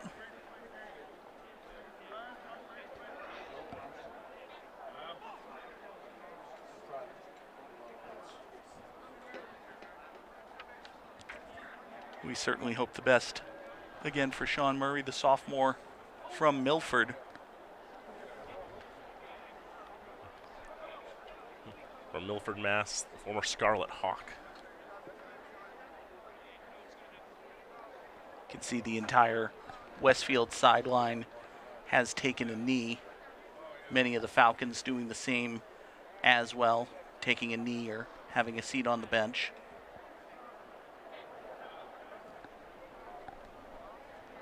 It's always an uncomfortable situation, Dan, when a player gets hurt. You're reminded that this is a dangerous game, and these guys are taking chances just being out there.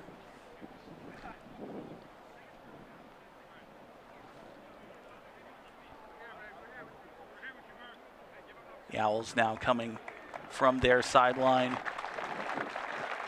to give their regards to their teammate Sean Murray as he's loaded up on the stretcher, and he'll be taken to the ambulance.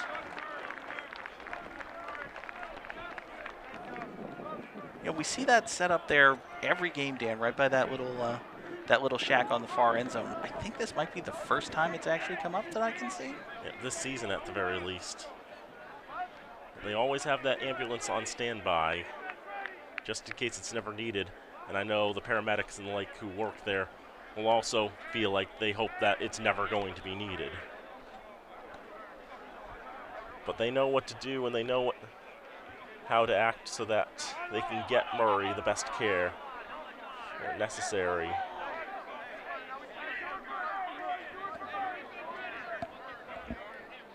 And as he's taken off, it's the unfortunate reality of the game. You need to take a breath, huddle up. You got 25 seconds, time to run a play.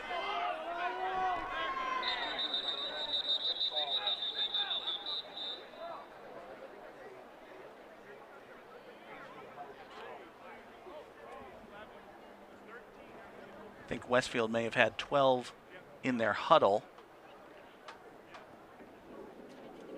Substitution infraction on the offense.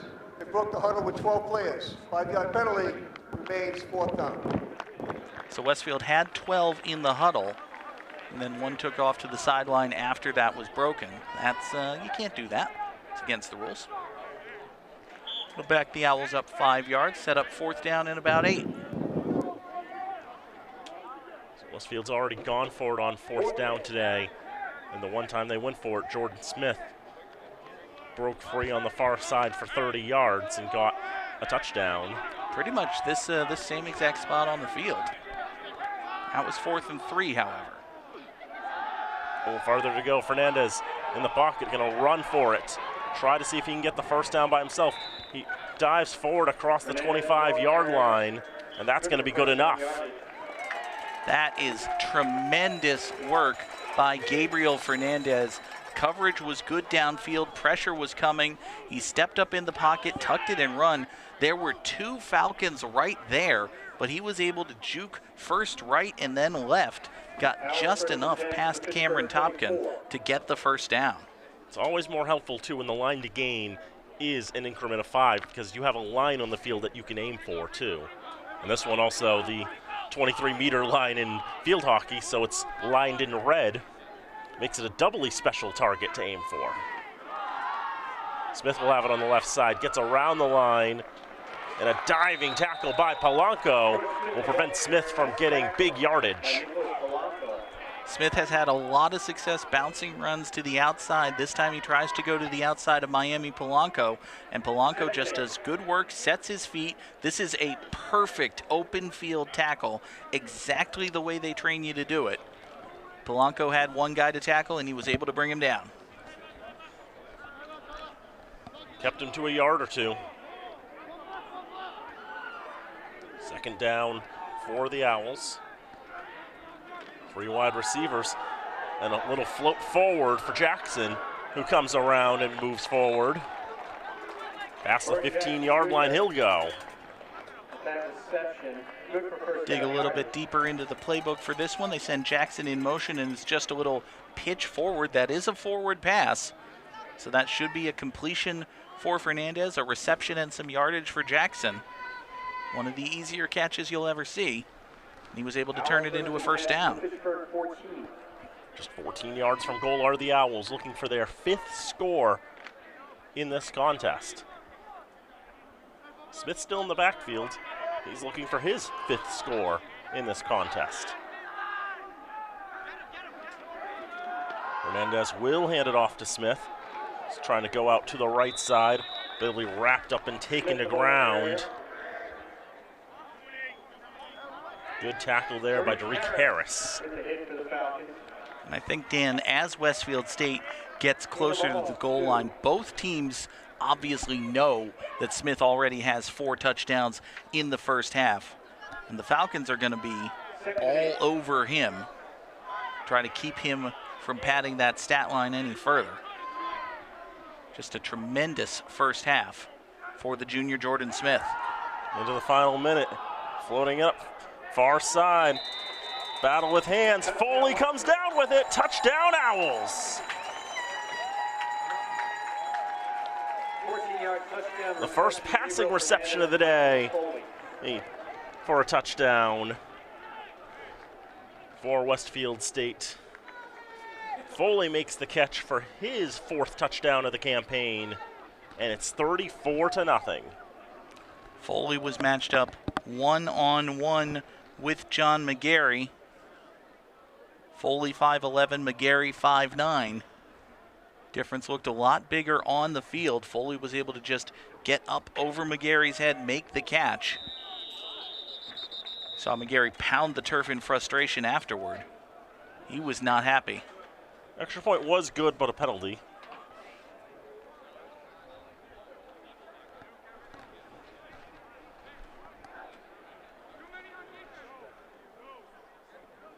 The yellow handkerchief living in the end zone.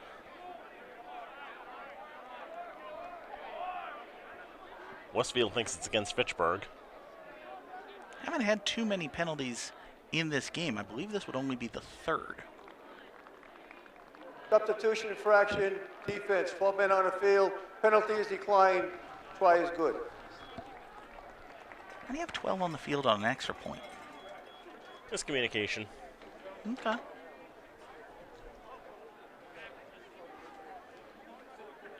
So we've had a kick-catch interference and a substitution infraction, and then that one which was declined. I don't believe there have been any other penalties, have there? That's actually it. Hey, I remembered a thing for once. Go me.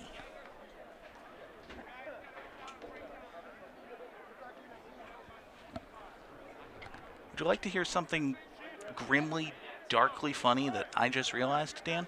That would be? Westfield State's going to get the ball to start the third quarter. That's not going to help matters. They won the coin toss and deferred. Yep.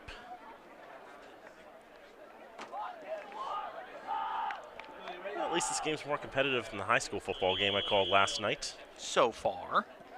It was 37-0 at the half. True. The team with 0 asked if they could run the clock. Cummings with the return up the far side, coming to the hash marks. A great kick return there for Jordan Cummings. Gets to the 38-yard line. Solid field position to start a drive, but not so much when you only have 18 seconds to work with. You do have 2 timeouts for Fitchburg State. It's at least conceivably possible that you get a 20-yard catch, call timeout, and 20-yard catch and call timeout, and you take a shot at the end zone. It's also entirely imminently reasonable that you run the ball up the middle and you either score a touchdown or go to the locker room. But, Falcons will go 4 wide with Oreo Akite Fatoki in the backfield to the left of Dylan Cosner. Fatoki will take the carry. And he gets 1/61st of the yardage required to get a touchdown. And that'll be the half. That's the end of the first half. you would think, Dan, that given the struggles Fitchburg State has had over this season and the past few before it, that we would be used to going to the locker rooms being blown out. When it's a game that you come in thinking this is a pretty winnable game, it's a little bit different. It hits different. I guess it is winnable in a sense, but the thing is, that's based on the numbers across the entire season, and Fitchburg has just been banged so much with injuries this year that at this point, the team on paper is just not the same team that they've been playing. And this is a Westfield State team that has played strong against difficult opponents. They forced overtime against UMass Dartmouth, a team that has only lost 1 game all season long. Everybody comes to play, and you can only play with the guys you have. And right now, Fitchburg State just doesn't have that many guys. Injuries have been a problem for the Falcons coming into this game. They've reared their heads in many ways today. It is a very, very tough time right now. The end, yeah, it comes down to the guys that you've got, and the guys that you've got that are capable of winning this game for you are hurt. But hey, it's senior day. It's a beautiful day. There's another half of football to play. So come on back. Dan and I will take the halftime break with the players, and we will bring you the third quarter of action here from Elliott Field in Fitchburg. It's College Football Saturday on FATV.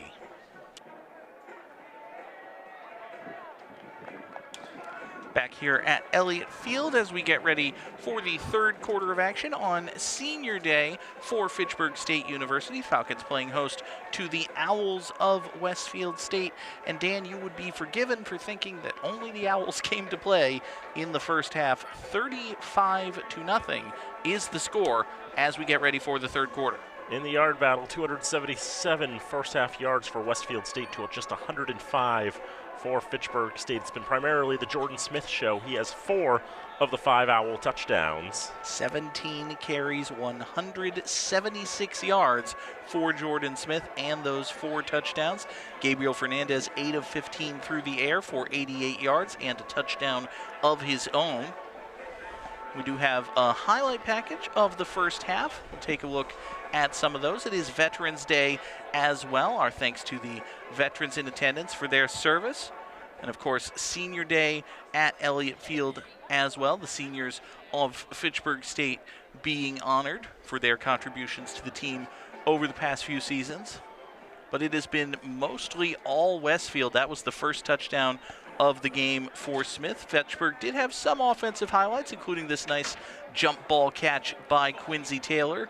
But as we get deeper in, that drive actually ended with an interception. It was 7-0. Fitchburg State trailed when this interception was thrown. They wouldn't get the ball back until it was 21-0. First, this big run down the sideline for Smith. That became his second touchdown run of the game. You see him running and jumping over the goal line there. On the ensuing kickoff, Matty Aguirre, unfortunately for Fitchburg, unable to hang on to the ball. Westfield State would come out of that scrum with the pigskin, and that led to Smith's third carry of the day, running behind big Dylan Zerblis. His third touchdown carry, rather, for Smith. Fitchburg State gave the ball back to the Owls, and they took it all the way downfield again. This was on 4th and 3. Smith took it, went all the way. And then after Westfield State got the ball back one more time, they got their 5th touchdown of the first half. Dan, it has just been a dominating performance for the Owls. Westfield having a dream first half. 35 points, a heck of a number. In fact, I want to say, this is, I think already they've exceeded their high mark of the season for points in a game. It was previously 26. Well, it was 30 against Worcester State and 26 in their opener against Anna Maria, which they lost when they conceded 51. But yes, already their season high for points. We're also looking in the record book for a couple of things, just in case any superlatives come into play later. But we can tell you this, if the Falcons come back and win this game, it would be the greatest comeback in Division III history. The record is 33 points. Well, there you go. There's something to shoot for. Hey, Westfield State scored 35 points in the first half. It is therefore demonstrably possible for Fitchburg State to score 35 points in the second half. Do we think that's going to happen? No, but it could. It could. Back me up here, Danny. Say that it could. Anything's possible. It could. I need to hear the word it followed by the word could. It could? What if I said it could not happen? It could also not. I mean, that's implied by the word could. Could implies could not, but it could. But not in parentheses. Fine. Well, not helping the case for Fitchburg's comeback is the fact that Westfield won the toss and deferred, so they will get the ball back as we are ready for the third quarter. Dylan Mangus hopes this isn't the only time he gets to kick the football today. He stands at the 30, ready to boot it. On the 35, rolls on the ground and rolls to about the 12-yard line. Owls will take it in and run it up near side. It's a nice burst of speed, and it's ultimately Mangus who makes the tackle. Had some words there.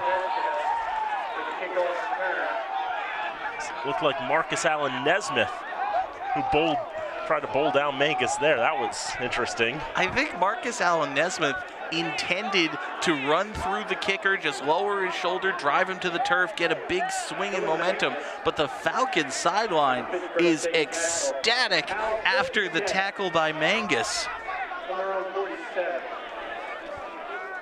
You heard a roar from the Fitchburg State side.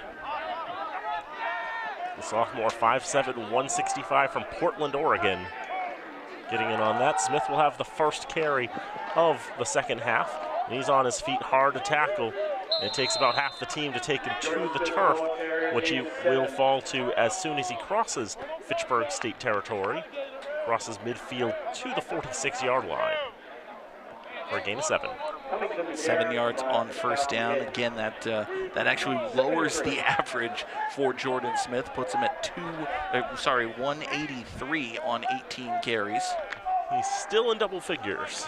He is that. He will have to get 7 yards to stay there. Second down and 3. 3 wide receivers. It's a throw out to the far side. First reception for this gentleman. That catch made by Jacob Swinehart, his 12th of the campaign, the senior from Holyoke.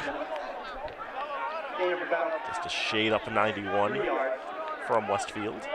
Westfield State's had some success with these quick swing passes and bubble screens to the receivers on the far side. That time Swinehart really wasn't able to get much. It was second down and 3. Now it's third down and 1. Great job by the safety on that side of the field for Fitchburg State, just coming up and making a big hit. That's Miami Polanco again. 4 wide. And that throw will hit the turf. Fernandez has had an issue when he's tried to go deep. He tends to put too much on it. The hot dog is just covered in mustard. That's a pretty gross hot dog. Unfortunately, most of the passes that Fernandez has produced have come out like that mustard-bathed hot dog.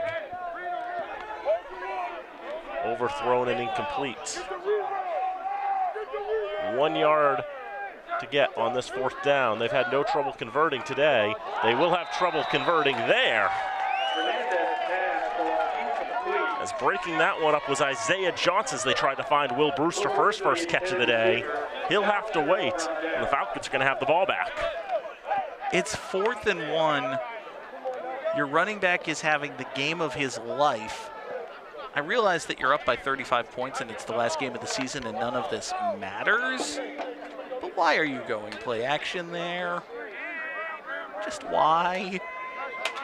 The better idea probably would have just been give it to 15 and see what happens, and he's been very good at getting more than a yard today. But they trust the air. Brewster can't come up with the catch. Andrew Novak in the game, 1st down. That's broken up right at the line. Dylan Clark getting his big hands up there. 6'3", 220 from Bellows Falls, Vermont. His 6th pass breakup of the campaign. Saw Novak come in at the end of the game last week as the 3rd quarterback option for the Falcons. He started today as the backup, but he'll be in there to at least start the 3rd quarter. Did see Dylan Cosner take a pretty big hit at the end of one of the Falcons' last drives, but I would suspect that this is more about getting Novak experience than anything else. Novak will throw left side, this time underthrown. Wanted Taylor. I think even Taylor said afterwards, a little higher, please. I think Novak didn't necessarily, you even see him patting his chest saying, yeah, that's on me. I think he didn't get the grip on the ball that he wanted, and it came out at a bad angle. It just went pretty much straight into the turf. Novak last week was 3 for 7 for 30 yards, but was picked off twice. But really at this point, as we mentioned, the Falcons only have 2 healthy quarterbacks today. In comparison, Westfield State has 8 on their roster. Novak with time in the pocket, gets a good throw off, but overthrown. He wanted Aguirre. And I guess Novak can also produce mustard-bathed hot dogs.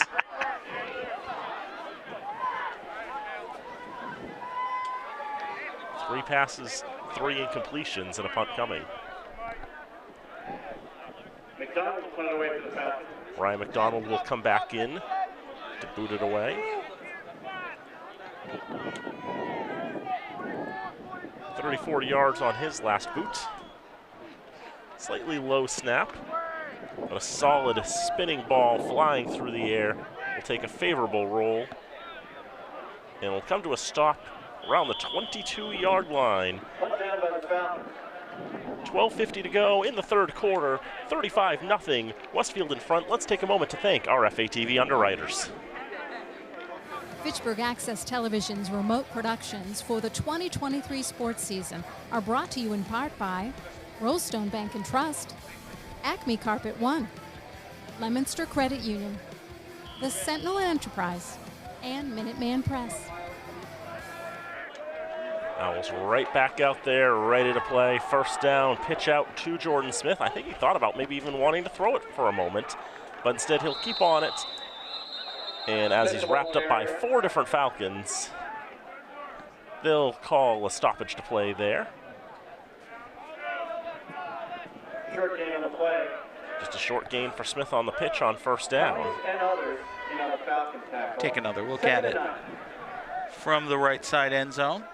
See Smith there reading his blocks, trying to find the open field. Good coverage by the Falcons for once they were able to seal that edge and keep Smith contained. He only got a yard. Owls will switch to Colby Pierce, senior from Milford, another Scarlet Hawk in. This time the ball goes up the middle to the 30-yard line. Smith with the carry again. Gets a solid 7 yards, maybe even 8. Piers has had some experience, especially this season. 35 out of 68 throwing the ball, 4 touchdowns and a couple of picks for him. Just 233 yards out of those 35 completions, however. It does feel like Westfield's game is when they do throw, it's mostly shorter passes as opposed to the long ones. Not for a lack of trying, as we've seen today. Nothing there at all for Smith. Only breaks free after the 8th whistle. At that point, they say, yeah, your forward progress is gone. It's a loss of a yard. And that's a big stop for the Falcons defense to give them some pride. Robert Williams Jr. and Cam Manette among many Falcons denying Smith there. You see Manette pumps his fist. And Westfield will kick it away. Adam Legier into the contest to boot it. Owen Thompson was kicking earlier in the season, but Legier has been taking command of that. But it's a fake instead. On the far side, here comes a first down. They faked it to an up man there, and Cameron Danahy, and he'll take that carry. There is a yellow handkerchief on the playing surface. It's on the far side of the field at about the 30-yard line. Illegal block in the back. Offense, number 31. 10-yard penalty from the spot of foul. Repeat 4th down. The infraction happens before Danahy could get the line to gain. So although some success running it there, the block in the back will mean that it's not a first down. Damian Lewin Gaynor is the guilty party for Westfield State. And now, presumably, they'll actually punt it. One would think. Legier on the way to the out. I was looking at my binoculars at Legier.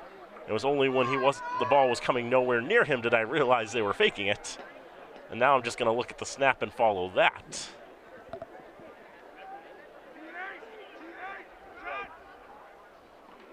And they will get the snap out to Legier.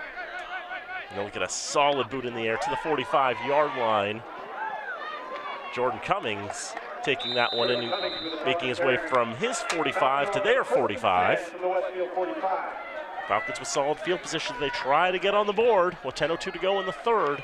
35-0, Westfield in front. I think this is the best field position of the day for the Falcons, at least to start a drive. They were able to get down close to the red zone early in the game, but an interception ended that possession. We'll see if Andrew Novak and the Falcon offense can do any better here.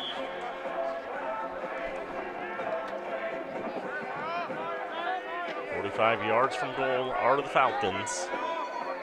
Oriolakite Fatoki in the backfield. Right behind the freshman quarterback, Andrew Novak. End around to Norton and try to get it back to Sahir Gomez, but broken up in the backfield. Is not able to escape the grasp of Dylan Clark. And the Falcons lose 10 yards. They're back to their own 45. First time we've seen that play all season long. Well, it's the last game of the year. You're down 5 scores. You might as well see what you've got. Try the end around into the reverse, but it's well defended by Westfield State. Falcons just didn't have the speed to make that happen. Clark did a good job making the tackle. Might as well have held someone. It would have been a better outcome. They still would have had first down. Novak will need 20 yards. He does have time in the pocket. He's stepping up, thinking about running with it. He will run with it. And he's able to get nearly back to the other 45. He does get back to the other 45. We have at least noticed in the limited time that Novak has more confidence with running the football. Was able to run for a first down last week on 4th down, and here he picks up 10 yards on 2nd. Sees nothing downfield, decides to tuck it and run. Picks up 10 yards, makes for a much more manageable 3rd down situation. Well, that was one of the things we were talking about with the starting quarterback, Rocky Marchitelli, this year, was just he didn't seem to have enough of the confidence to just tuck and run with it when he knew the going got tough. But Novak, a little better in that regard. He's able to go forward and get another 5 yards. I do like the confidence that he runs with the football. He got 6 on that one.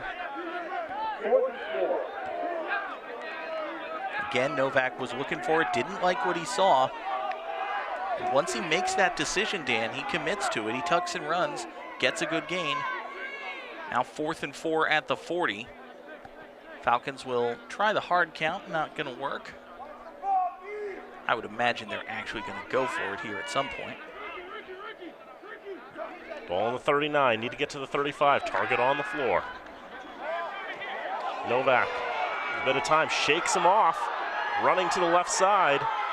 Thinking about throwing, he lofts this one up. He's got a chance, and it is knocked down. Aguirre was down there, and the ball was in the vicinity, but also there was J.J. Totcher, a freshman from East Hampton. Swats it to the ground, as any good defensive back does in that situation, and Westfield will have it at the 39. Tremendous improvisation by Novak, just getting out of the sack, looking downfield. Aguirre had come open. By the time Novak was able to get the ball to him, however, Tosher was there. He was able to swat it down. 4th down play comes to nothing. Westfield gets the ball back.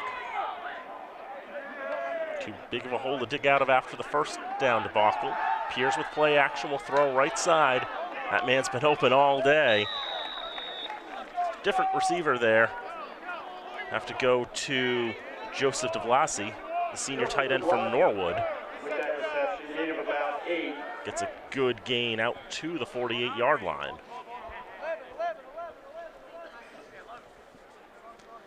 And I would like to tell the audience that once again, we have reached the moment of the game where there's now passing to people who are not in my top 8.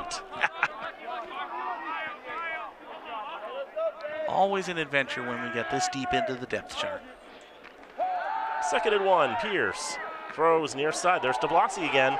He'll have a first down, and he keeps on chugging to the 40. And knocked out at the 30. He knocked the ball out of his own hands at the 30-yard line. I have never seen a receiver this open, in the open field, just lose the handle on the football. He just, it's a Chris Berman play, folks. He just went whoop. I hit my obstruction at that moment. This wonderful support beam in the press box censored that for me. It's fantastic, isn't it? It keeps the box from falling in on us, and also us from seeing 20 yards of the field. And now there's some more whoops from Jordan Smith out to the far side. I don't know if they're going to catch him. Cameron Topkin will. Inside the 5-yard line, another great run for Jordan Smith. He's over 200 yards today. One place Westfield hasn't gone deeper in the depth chart yet is at running back. It has been all Jordan Smith all day. Dan, would you like to know how bad the injury problems are for the Falcon defense? How bad is it now? Quincy Taylor has just checked into the game as a defensive lineman. You may remember him as the Falcons' starting tight end. It's gone to that point. 1st and goal from the 4-yard line.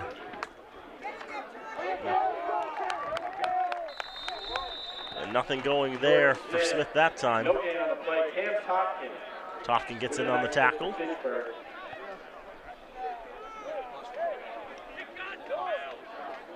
And a loss of 1 yard there. As we said, not every run by Smith is a winner. It's like those 100 floors of terrors. Not everyone's a winner. David Pumpkins is on what? How many of those floors? 80? Fair bit. And the dudes in the back, they're part of it. They bring that linebacker in the backfield for support. Smith going up the middle. He's wrapped up around the 3. Smith again with the carry. And Topkin again getting in on that tackle.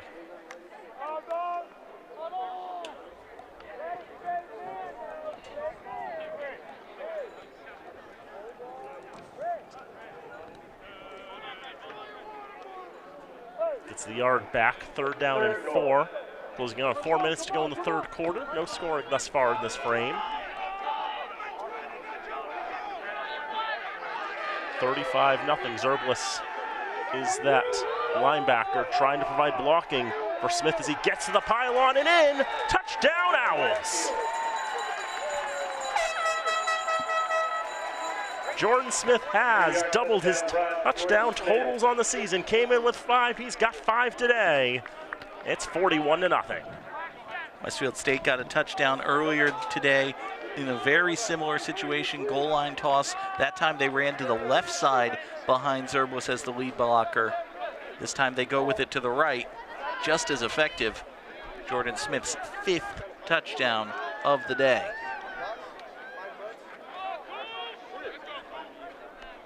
Cooper Harvey is 10 of 13 coming today on the extra points. He's going for extra point number 6.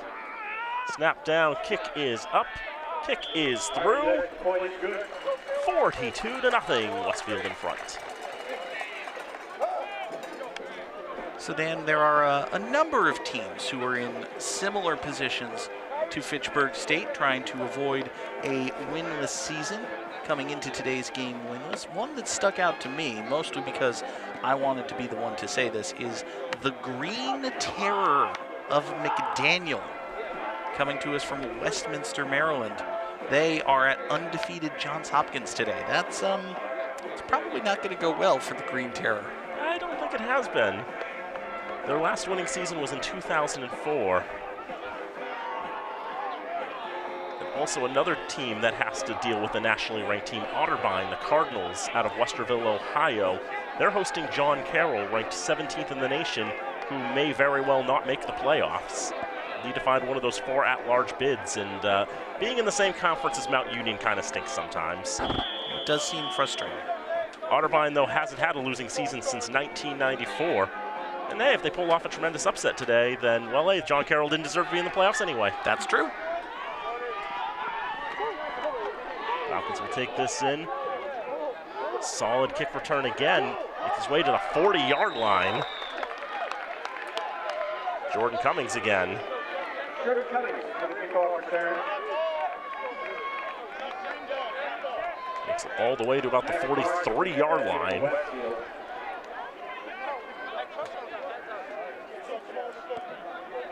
And while we have a moment, Dan, I want to thank our tremendous crew here at FATV who do fantastic work no matter what the scoreline is. Our director today is Robin Como. Travis Falk is running audio as well as being our technical supervisor. Todd Govan handling the replays, and our camera operators are Evan Schockenbach, Keith DePerry, Prince Banangoy, Isaiah Manuel, and Seth Rigby. Thank you to all of them for all the work they've done over this season. First down, Orehite Fatoki to the right side. Gets to the 45-yard line. Wrapped up by Cade Nelson and Ethan Russell. Players that we've shouted out today.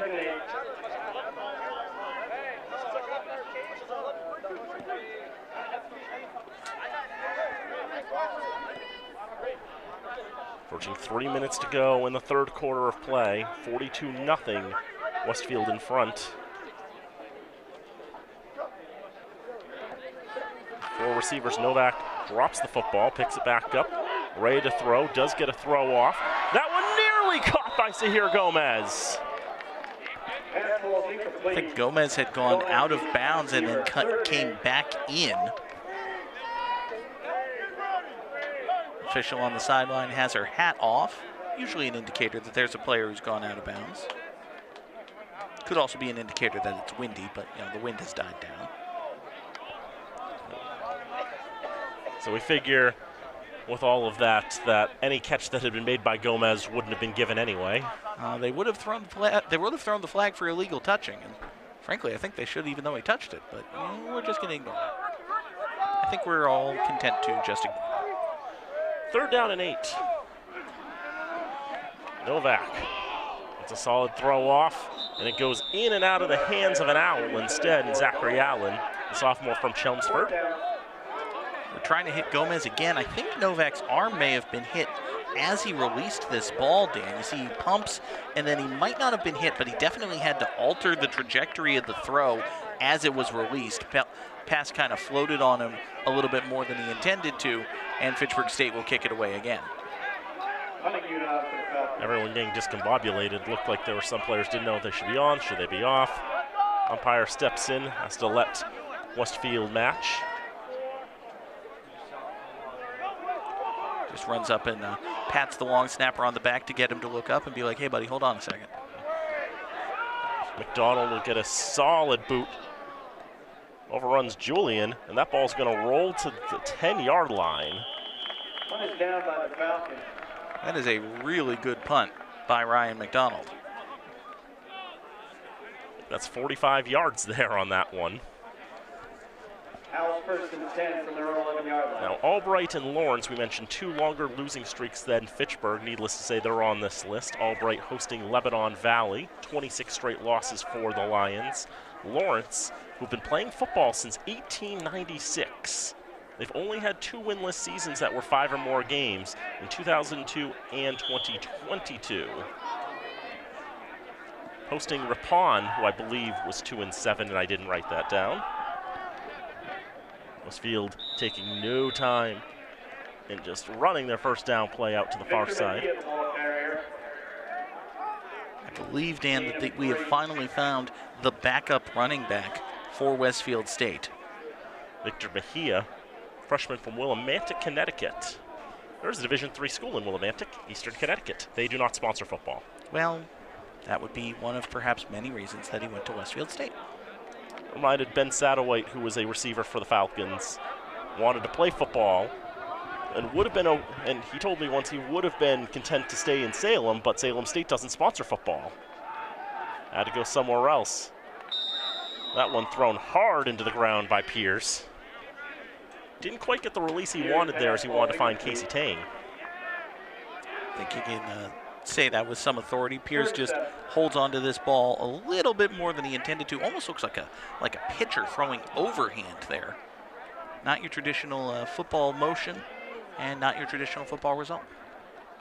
And if that was a pitch, he threw it 5 feet in front of home plate. Yeah, it wouldn't have been a good pitch either, really. Would have gotten that ball dirty.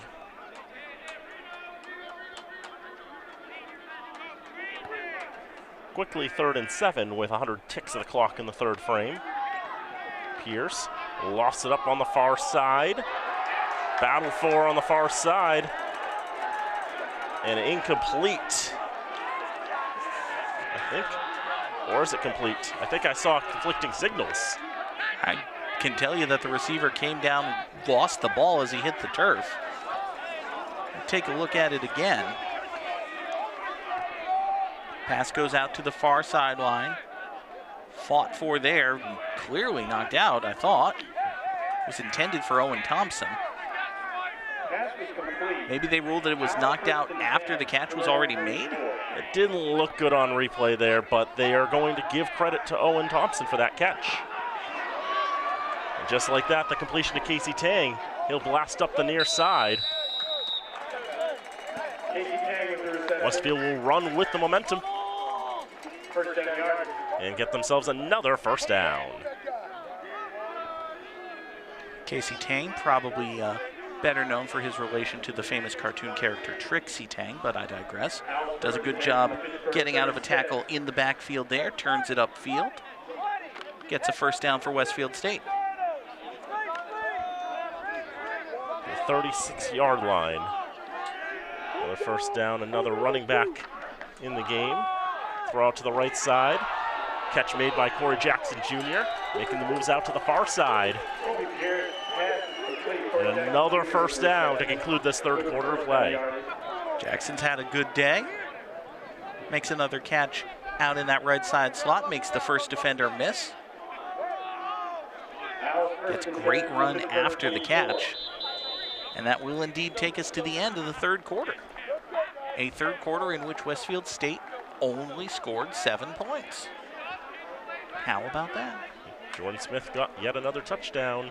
He's got 5 on the day, 25 carries for 223 yards, and I think at this point, Westfield's realized if Fitchburg isn't going to retort on the scoreboard, it would be in bad taste to continue using Mr. Smith. He came into today needing. Sorry to interrupt, Dan, but we see Jackson there getting helped to the sideline. He actually swatted away something on the Westfield bench. I think he may have suffered an injury on that last play, so we'll need to keep an eye on him. I was going to say Smith came in today with 147 yards required to get to 1,000 on the season. 223 will get him there. That'll do it, yeah. Good time for him. Going back to my list of winless teams, Milliken, the Big Blue out of Decatur, Illinois, they're hosting Carthage today. And if Milliken loses, it'll be the first time ever that the Big Blue have gone winless. Their worst campaign, 1967, in which they went 1-8. So this is, have they had a 1-9 season? Clearly not. So this is already their first 9-loss season for the Big Blue. I believe so.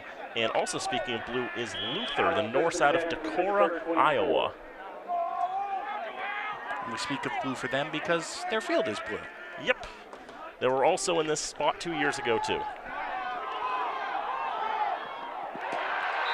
Throw downfield is going to be hauled in by Owen Thompson for another touchdown. Thompson working the near sideline, made the catch. Westfield State clearly not done going to the air, even with the 6-score lead. Heard that they only scored 1 in the third quarter, decided to get their first in the fourth right away. Got to put a number up there. And Thompson, who made the catch that extended that drive, ends up making the catch that finishes the drive, and now he'll try to hold this ball for Harvey's 7th extra point of the day. That is up and good. 1 play, 1 score in the fourth quarter. 49-0 for Westfield State. Take another look at this one. Just a quick drop. He was looking for Thompson the whole way. Was Pierce. Threw it up, made the catch. Simple as that.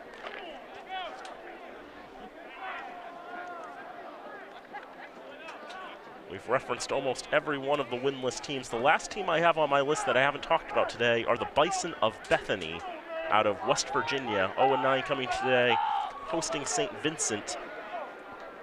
They're 1-9 their last 2 campaigns. And interesting, the President's Athletic Conference this year, with 11 members, decided to go pure round robin. 10 conference games, no out-of-conference play, which is probably going to cost them a shot at a Pool C at-large bid. One would think. The thing is, if you don't play anyone outside of your conference, how do we know you're actually any good? That's true. It's a problem that some New England teams are familiar with. They'll play that round robin again next year and then switch to something better and smarter, I believe, is the plan. But nevertheless, you do a bad thing. They've already, the coaches who came up with that idea have now had their nose stuck in it, and now they know not to do it again. Well, that's how you learn. Kick is away from Julian. Bouncing, rolling, finally picked up at about the 25-yard line. Decent return this time. Falcons had some success on their last 2 kick returns, so the Owls decide to try something different. Still results in Andrew Novak and the Fitchburg offense coming out with fairly decent field position. 1st and 10 for Fitchburg at about the 37-yard line.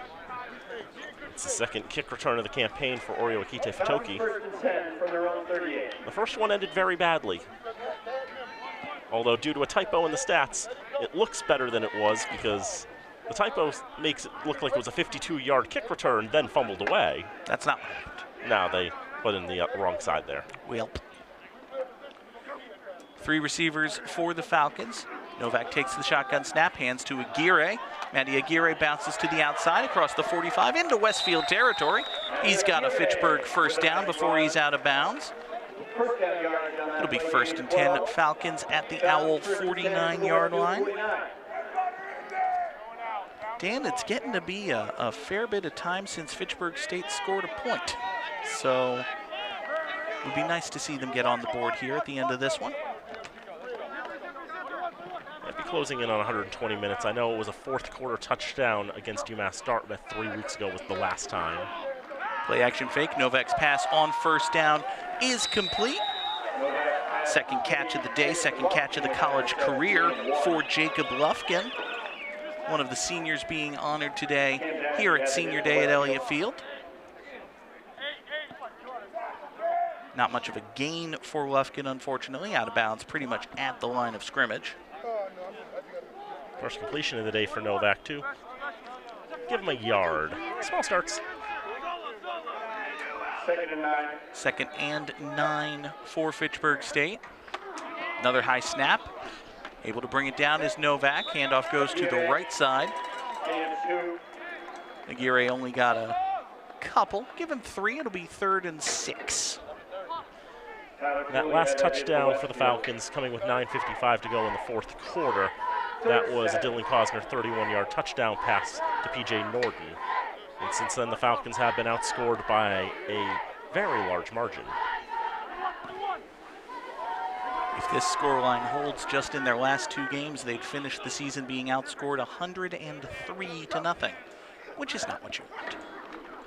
3rd down 6, Novak play fake, pump, throw to the near side, wide open is Taylor. Pass was a little bit overthrown. I think Taylor actually broke off his route a little sooner than Novak expected him to, Dan. Turned around, he was looking for the ball, and then he found that it was over his head. Taylor was watching go and realized he had a chance at it, and he was just stepping backwards trying to track that football. And if he'd gotten there, he would have been wide open. The only owl was 5 yards behind him. Falcons will keep the offense on the field. They're in owl territory, and it's 49-0, so honestly, why not?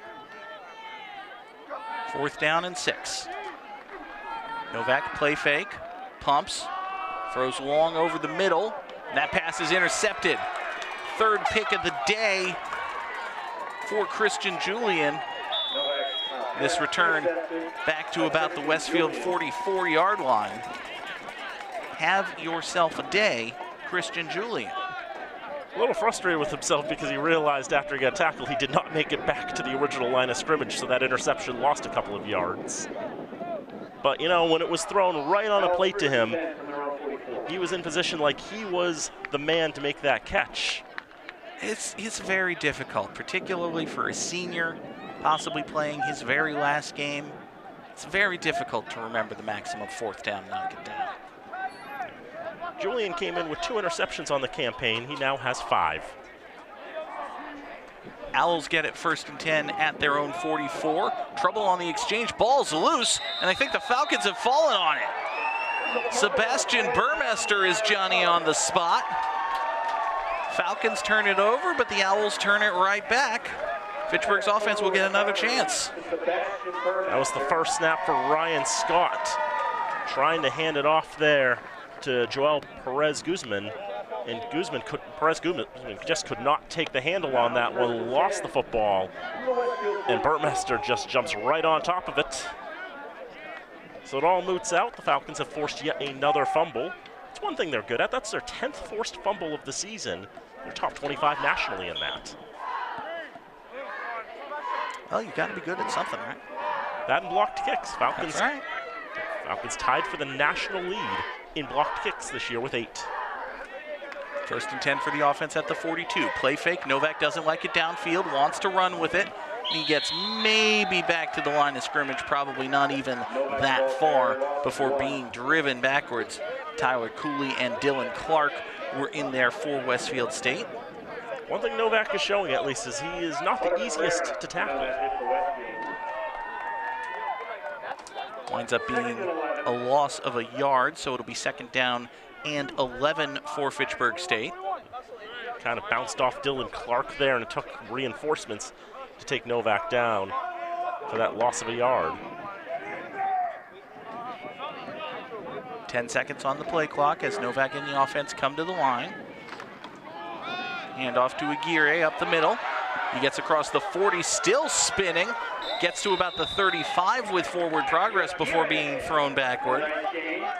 Nice run for Matty Aguirre, give him 6 yards. That'll make it 3rd down and 3 for Fitchburg State. Max Margison had him in a bear hug, the senior from Littleton, Colorado. But Aguirre continued to churn his feet and stay upright, get a little extra there. Close the margin to 3 yards for a first down. Falcons need to get to the 42. They're at the 45. They give it to Aguirre, try to get there, and he runs into a wall at the line of scrimmage. I think Dylan Zerblis was the first one to touch him, but there were plenty of Owls there to make a hit. First time we've called Zerblis' name on the defensive side of the ball. We've been using him so much as a fullback today. And Fitchburg State will call timeout. Timeout, Fitchburg. It's their second of the half, or first of the half, excuse me.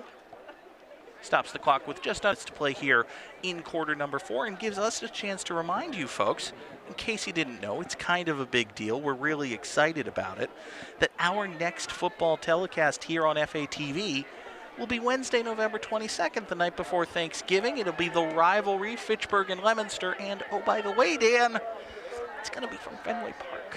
The 143rd meeting from one of the grandest venues of all. That'll be fun. That's going to be a good time. There's Keith DePerry, one of our camera operators today. Hi, Keith. 6:30 kickoff scheduled for that game. It's crew call for us is what, 10 o'clock? Give us plenty of time to set up and also just enjoy the fact that we're at Fenway Park all day. I'm just glad we don't have to run cables. Through the power of Fenway having already run them for us. And, well, their own broadcast, but you know. 4th down and 2. Falcons will go for it. Novak play fake, tries to throw to the right. Incomplete. He was looking for Gomez. You'll never guess, Dan, who was there sniffing his 4th interception of the day. Must be the only man with 3 interceptions today, Christian Julian. Julian made a diving attempt for that one. Pass was too low for him or Gomez.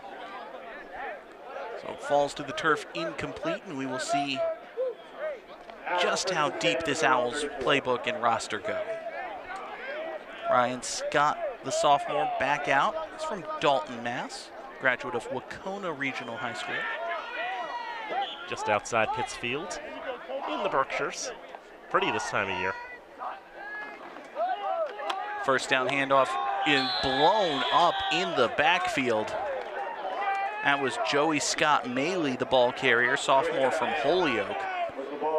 Scott Maley did not get anywhere near the line of scrimmage. Falcons brought the run blitz, and it was effective. Cam Manette gets the TFL there. Scott Maley, 5'8", 250. Runs to the wall, that is Cam Manette.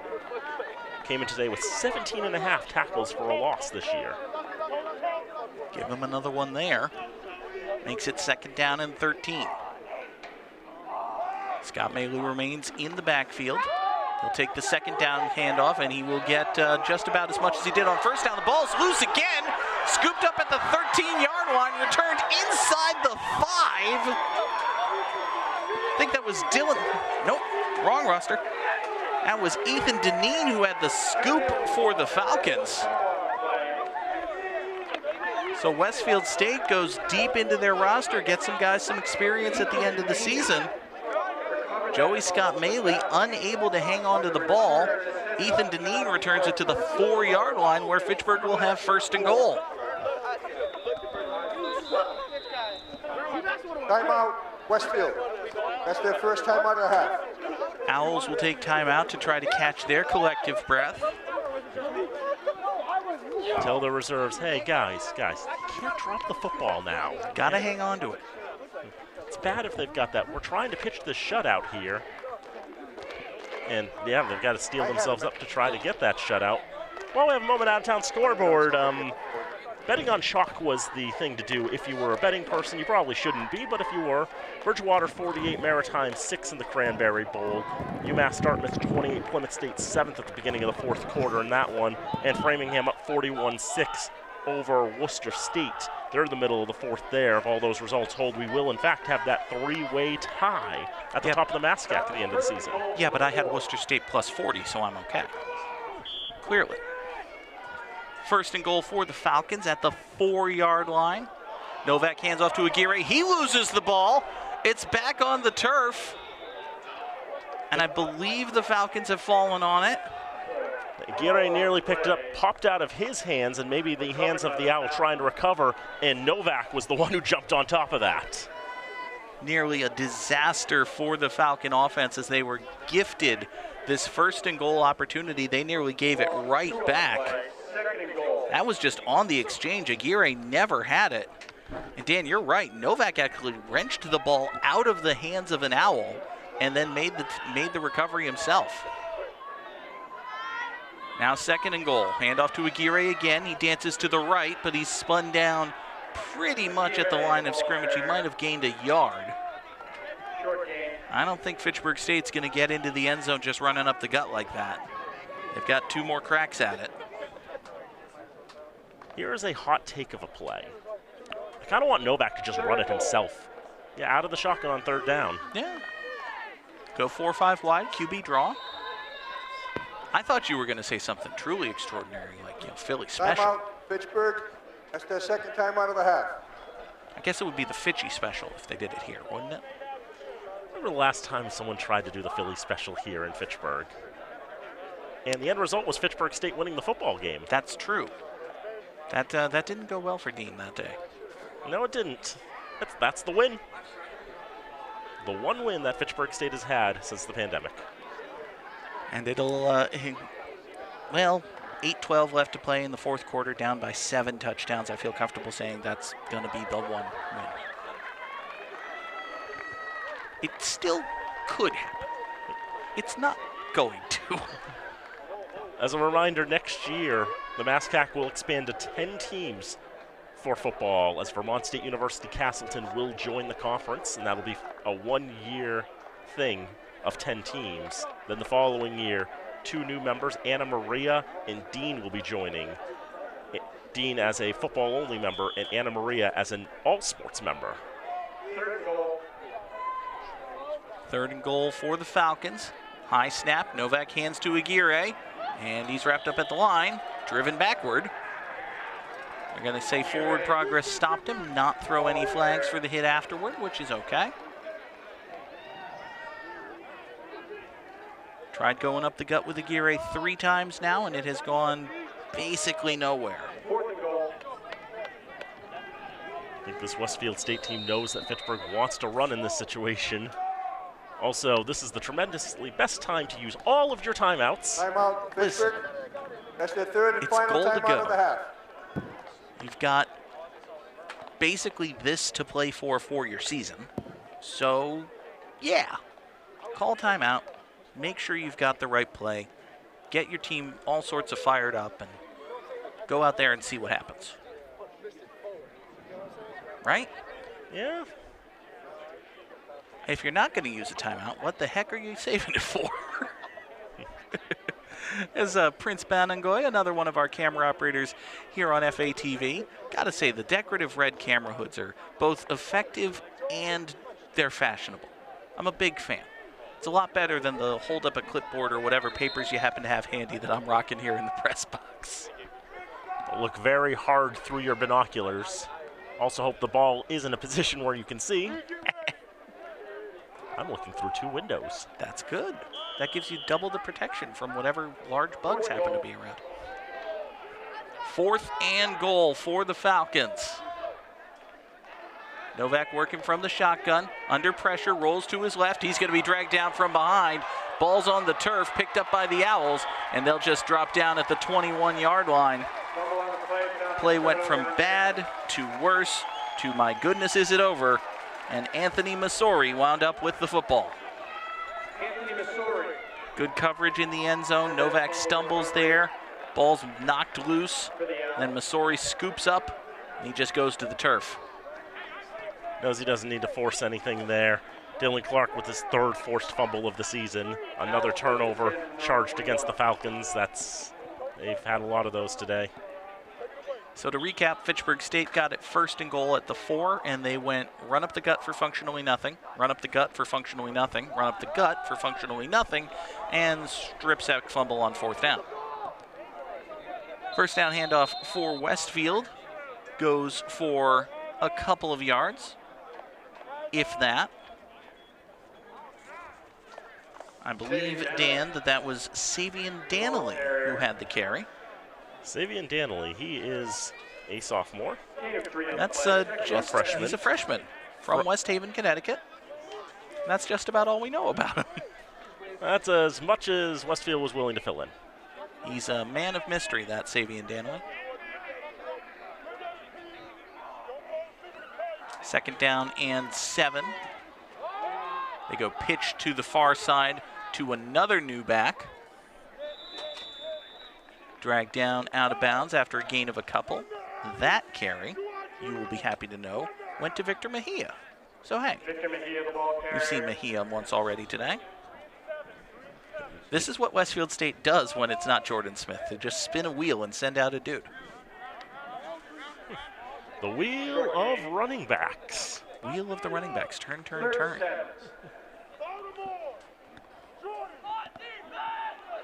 Be third down and about 7 for the Owls. This can't possibly be right. Is that Jackson in the backfield? Well, it's a pass by Piers along the near side, in and out of the hands of Isaiah Balancier. Nearly a big catch and run for him. I can tell you the wheel had spun and landed on Savion Danley in the backfield. But they go with the pass there for Ryan Scott. He's only attempted 2 passes this season. One was caught, one wasn't. So, perfect coin flip odds, and he threw heads, and the ball came up tails. Welp. Owls send out the kicking unit. Are you telling me I got the quarterback and running back wrong on that play? That's impressively poor job by me. It's the last game of the season for everyone, I suppose. I'm glad that these teams aren't wearing blue numbers on black jerseys. That would be bad as well. Had that last night. Punt goes out of bounds, still inside Westfield territory. Christian Julian came up with the catch on that one, raised the ball in celebration. Problem for Westfield is he wasn't on the field, but hey, Julian's been around the ball pretty much wherever he is today. He's been doing a million things today for the Owls. 3 of them have been interceptions. He's got a trio of picks, some big returns as well. So now the Falcon offense will come back out. Still 5 minutes 44 to play with, so plenty of time for them to get the 44 yards they need to put points on the board.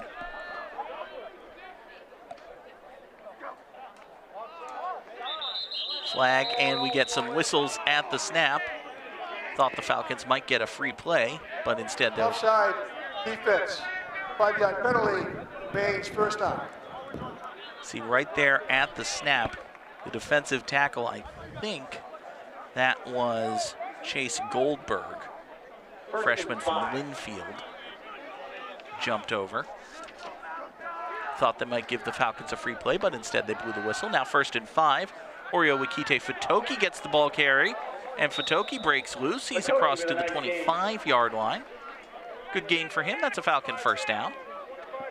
I mentioned before the red trim on that 25-yard line is because that's the 23-meter line in field hockey. But the Falcons, I believe, have been inside that already 3 times before today. Seems about right.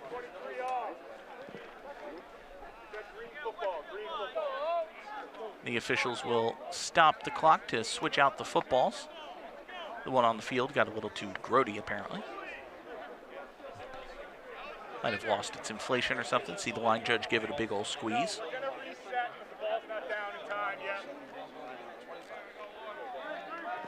And they'll take that one out of play, get a fresh pigskin, and we'll have 1st and 10 Fitchburg at the Westfield 25. Novak play fake.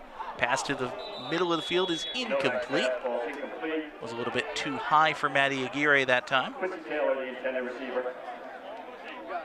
2nd and 10.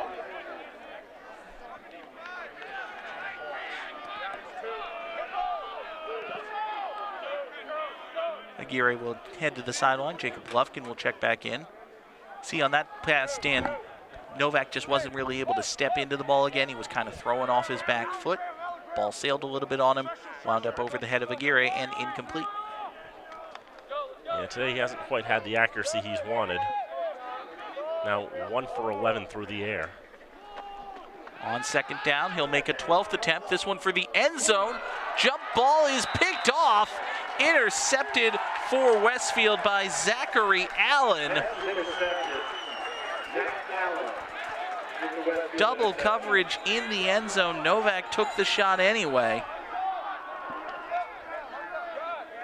It's a touchback after the pick in the end zone. They were trying to hit Zahir Gomez, but Allen was there. Christian Julian was there. I believe that's the 4th interception of the day for Westfield. Correct. First one that wasn't by Julian. Second for Novak after Cosner had 2 in the first half.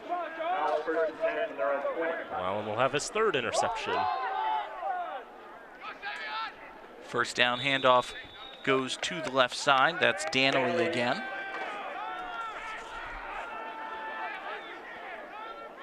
Feel a little bit of Orange Cassidy reference coming on me. Savion Danley's height is whatever. What does he weigh? Whatever. He's got himself a couple of yards on this first down carry.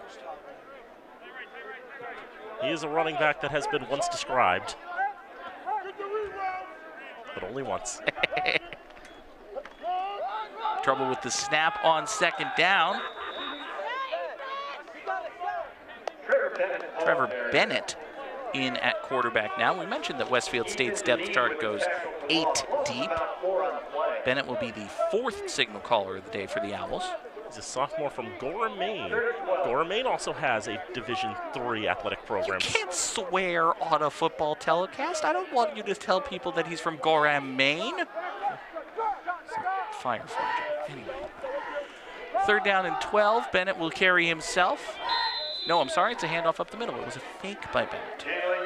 Good job by Maine. Danley got a couple.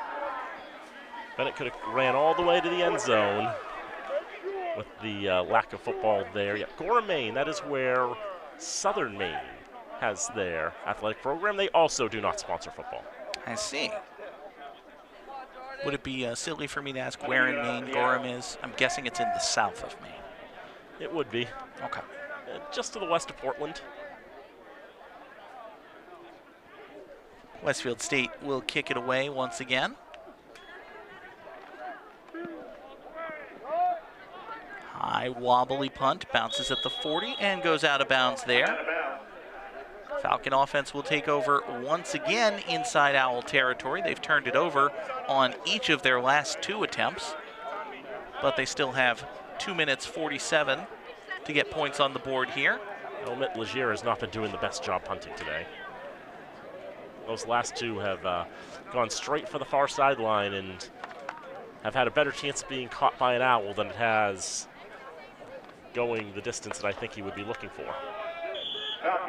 Almost wonder if that's intentional, just try to keep it away from the Falcons special teams unit, which in all fairness is probably a bit more electric than the traditional offense at the moment. First down handoff for Fitchburg goes to Matty Aguirre, and as if to make me eat my words, he bursts through the line for a gain of 9. Nice run for Matty Aguirre. If the Falcons had to get to the point where they had to move to the next quarterback down, I bet you it'd probably be Aguirre taking the snaps. The word I heard when I asked Coach Mac Schiavone about that earlier today was Wildcat, so it probably would just be snap it to Aguirre and see what happens. They give it to him again on 2nd and 1. He's able to get the first down, not much more than that. Would you believe it, Dan? Another player has lost his helmet. Tyler Cooley came up hatless. He will head to the sideline and have that secured. Might well be the end of his day, but we'll see. Cooley, the tackle leader, coming in today for Westfield State, 108 tackles. So you can see that Westfield State hasn't taken all of their starters out when it comes to the defensive side of the ball.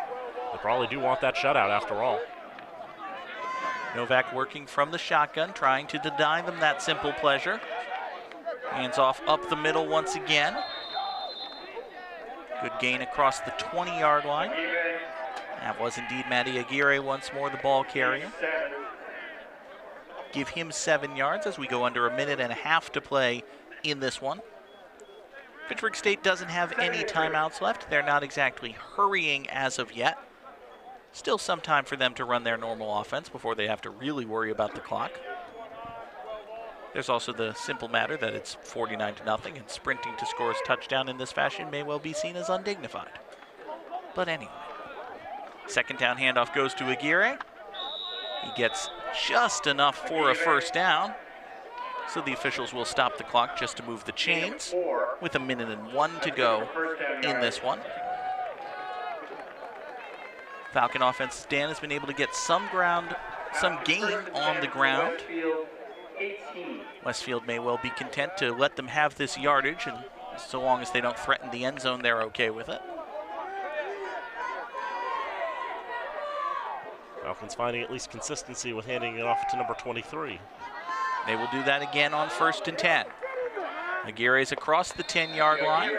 He'll be spotted down at about the 8. He needed the 7 for a first down. So it's another 9-yard gain for Aguirre. 30 seconds left in this one. Falcons now taking a little bit more hurry here.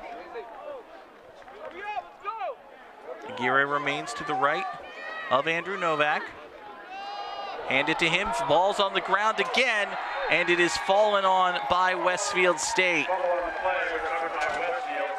Matty Aguirre, another fumble on the handoff, turns it over. Never had the handle on this one, couldn't pick it up. It bounced away from him and in to the diving, outstretched arms of Butter Ferreira, the sophomore from Haverhill. Ferreira falls on this one. Westfield State will come out and, in all likelihood, take a knee. And they will send Fitchburg home on senior day with a 49-0 defeat.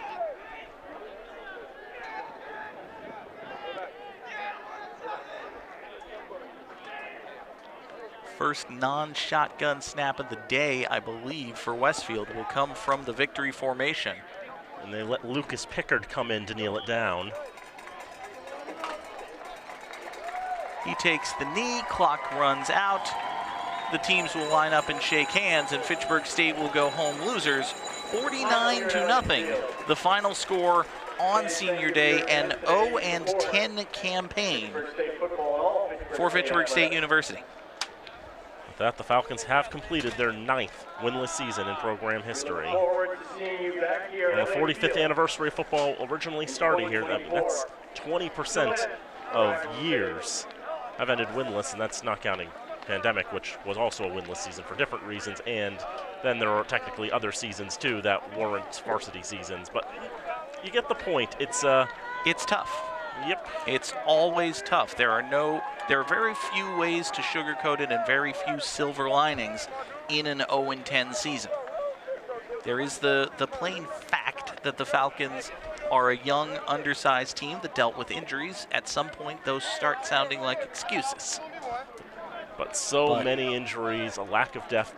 They started in the mid-60s, finished in the mid-50s in terms of numbers. We saw so many players get hurt. And just as Evan Schockenbach on camera. Happy to have him on camera today. I will say, Dan, it was not an 0-10 season for the FATV crew. Maybe we didn't go 10-0, maybe we're not absolutely perfect.